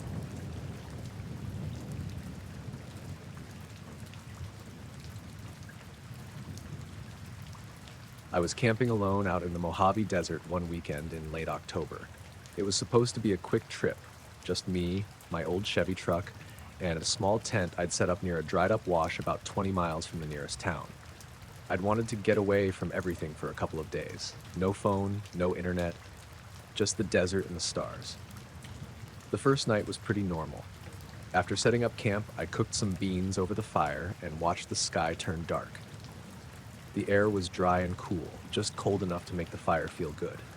No wind, nothing but the quiet hum of crickets and the occasional hoot of an owl.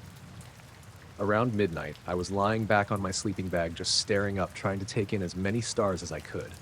The Milky Way was spread out like a big cloudy streak, and there were a few bright shooting stars streaking across here and there. Pretty typical for a desert night.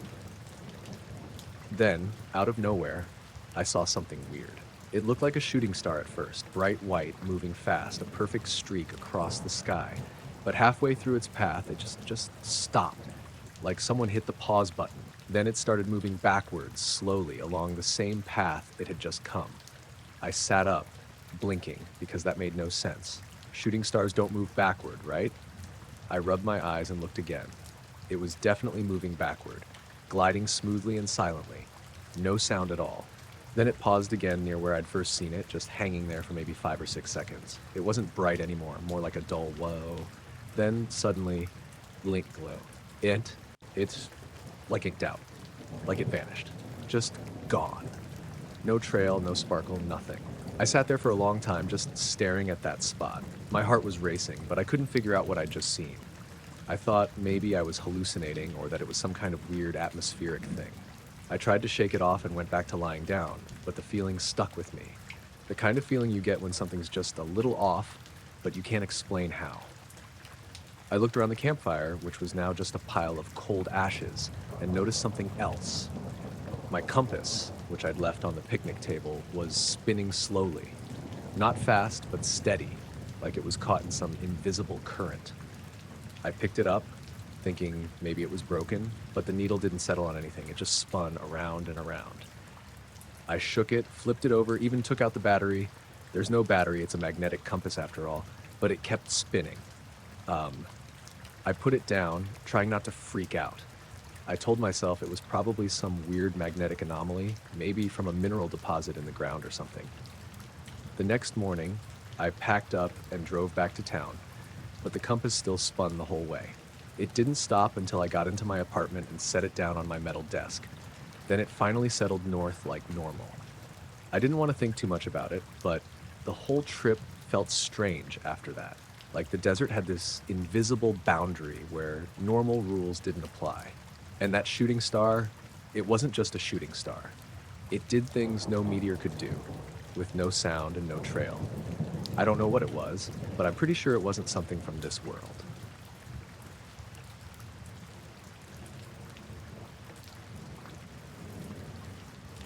The dawn was still fragile when I noticed it. This weird streak of light cutting across the sky, way too fast and straight for any plane or bird. I was unlocking the back door of the clinic where I work as a wildlife rehabilitator out here in rural Vermont. It was one of those mornings where everything felt half asleep, the sky just starting to lighten and the air thick with moisture from last night's rain. I stopped dead in my tracks, eyes locked on that streak. It was bright, almost blinding for a second, and it moved so cleanly across the horizon like someone had dragged a glowing ruler across the sky. No tail, no blinking lights, no noise, nothing. Just that sharp line, cutting through the morning like it didn't belong. I shook my head, thinking maybe I was still groggy, but something about it stayed with me as I headed inside. The clinic was quiet. I usually get in early to check on the nocturnal animals, owls, bats, some raccoons that come in injured or orphaned. When I went to the cage room, I noticed right away that something was wrong. Every single cage door was open. That didn't make sense. I'm pretty meticulous about closing those doors every night before I leave. And it's not like the animals just let themselves out. I hadn't heard any noise during the night, no rustling or barking or fluttering. I walked through the room, heart starting to beat faster. All the animals were still there, huddled or sitting quietly inside. No signs of damage or struggle. The doors were just open, and not a single one was locked. I checked the security cameras later that morning, hoping to find some explanation. A raccoon clever enough to work a latch, or maybe a door left ajar by accident. But the footage showed nothing out of the ordinary. No movement near the cage room at all during the night. I tried calling the other staff, but it was too early for anyone to answer. I didn't want to freak anyone out, so I just locked everything back up and went about my day, but I couldn't shake the feeling that I was being watched. That evening I was locking up when I saw him, standing just outside the front door of the clinic in a black suit that looked like it had come straight out of the 1950s. The jacket was tight, the tie perfectly knotted, and his shoes shined almost too much for this little rural town. He didn't say anything when I stepped outside, just held out a key ring toward me. There was a small white tag attached to it with neat printed letters that said, "Do not use." I stared at him, dumbfounded. No expression on his face, no indication of who he was or why he was here. I asked him who he was or what this was about, but he just shook his head slowly and then turned on his heel and walked away down the empty street, disappearing into the gathering dusk. I was left standing there with the keys in my hand, the do not use label glaring up at me under the streetlight. I didn't know what to do with them. I still don't. The next morning, everything at the clinic was normal. No open cages, no missing animals. But sometimes when the light is just right at dawn, I swear I see something moving outside. Just a shadow, or maybe a figure in a black suit watching from the edge of the trees. And the key ring? It's sitting on my kitchen table. I haven't touched it since that night.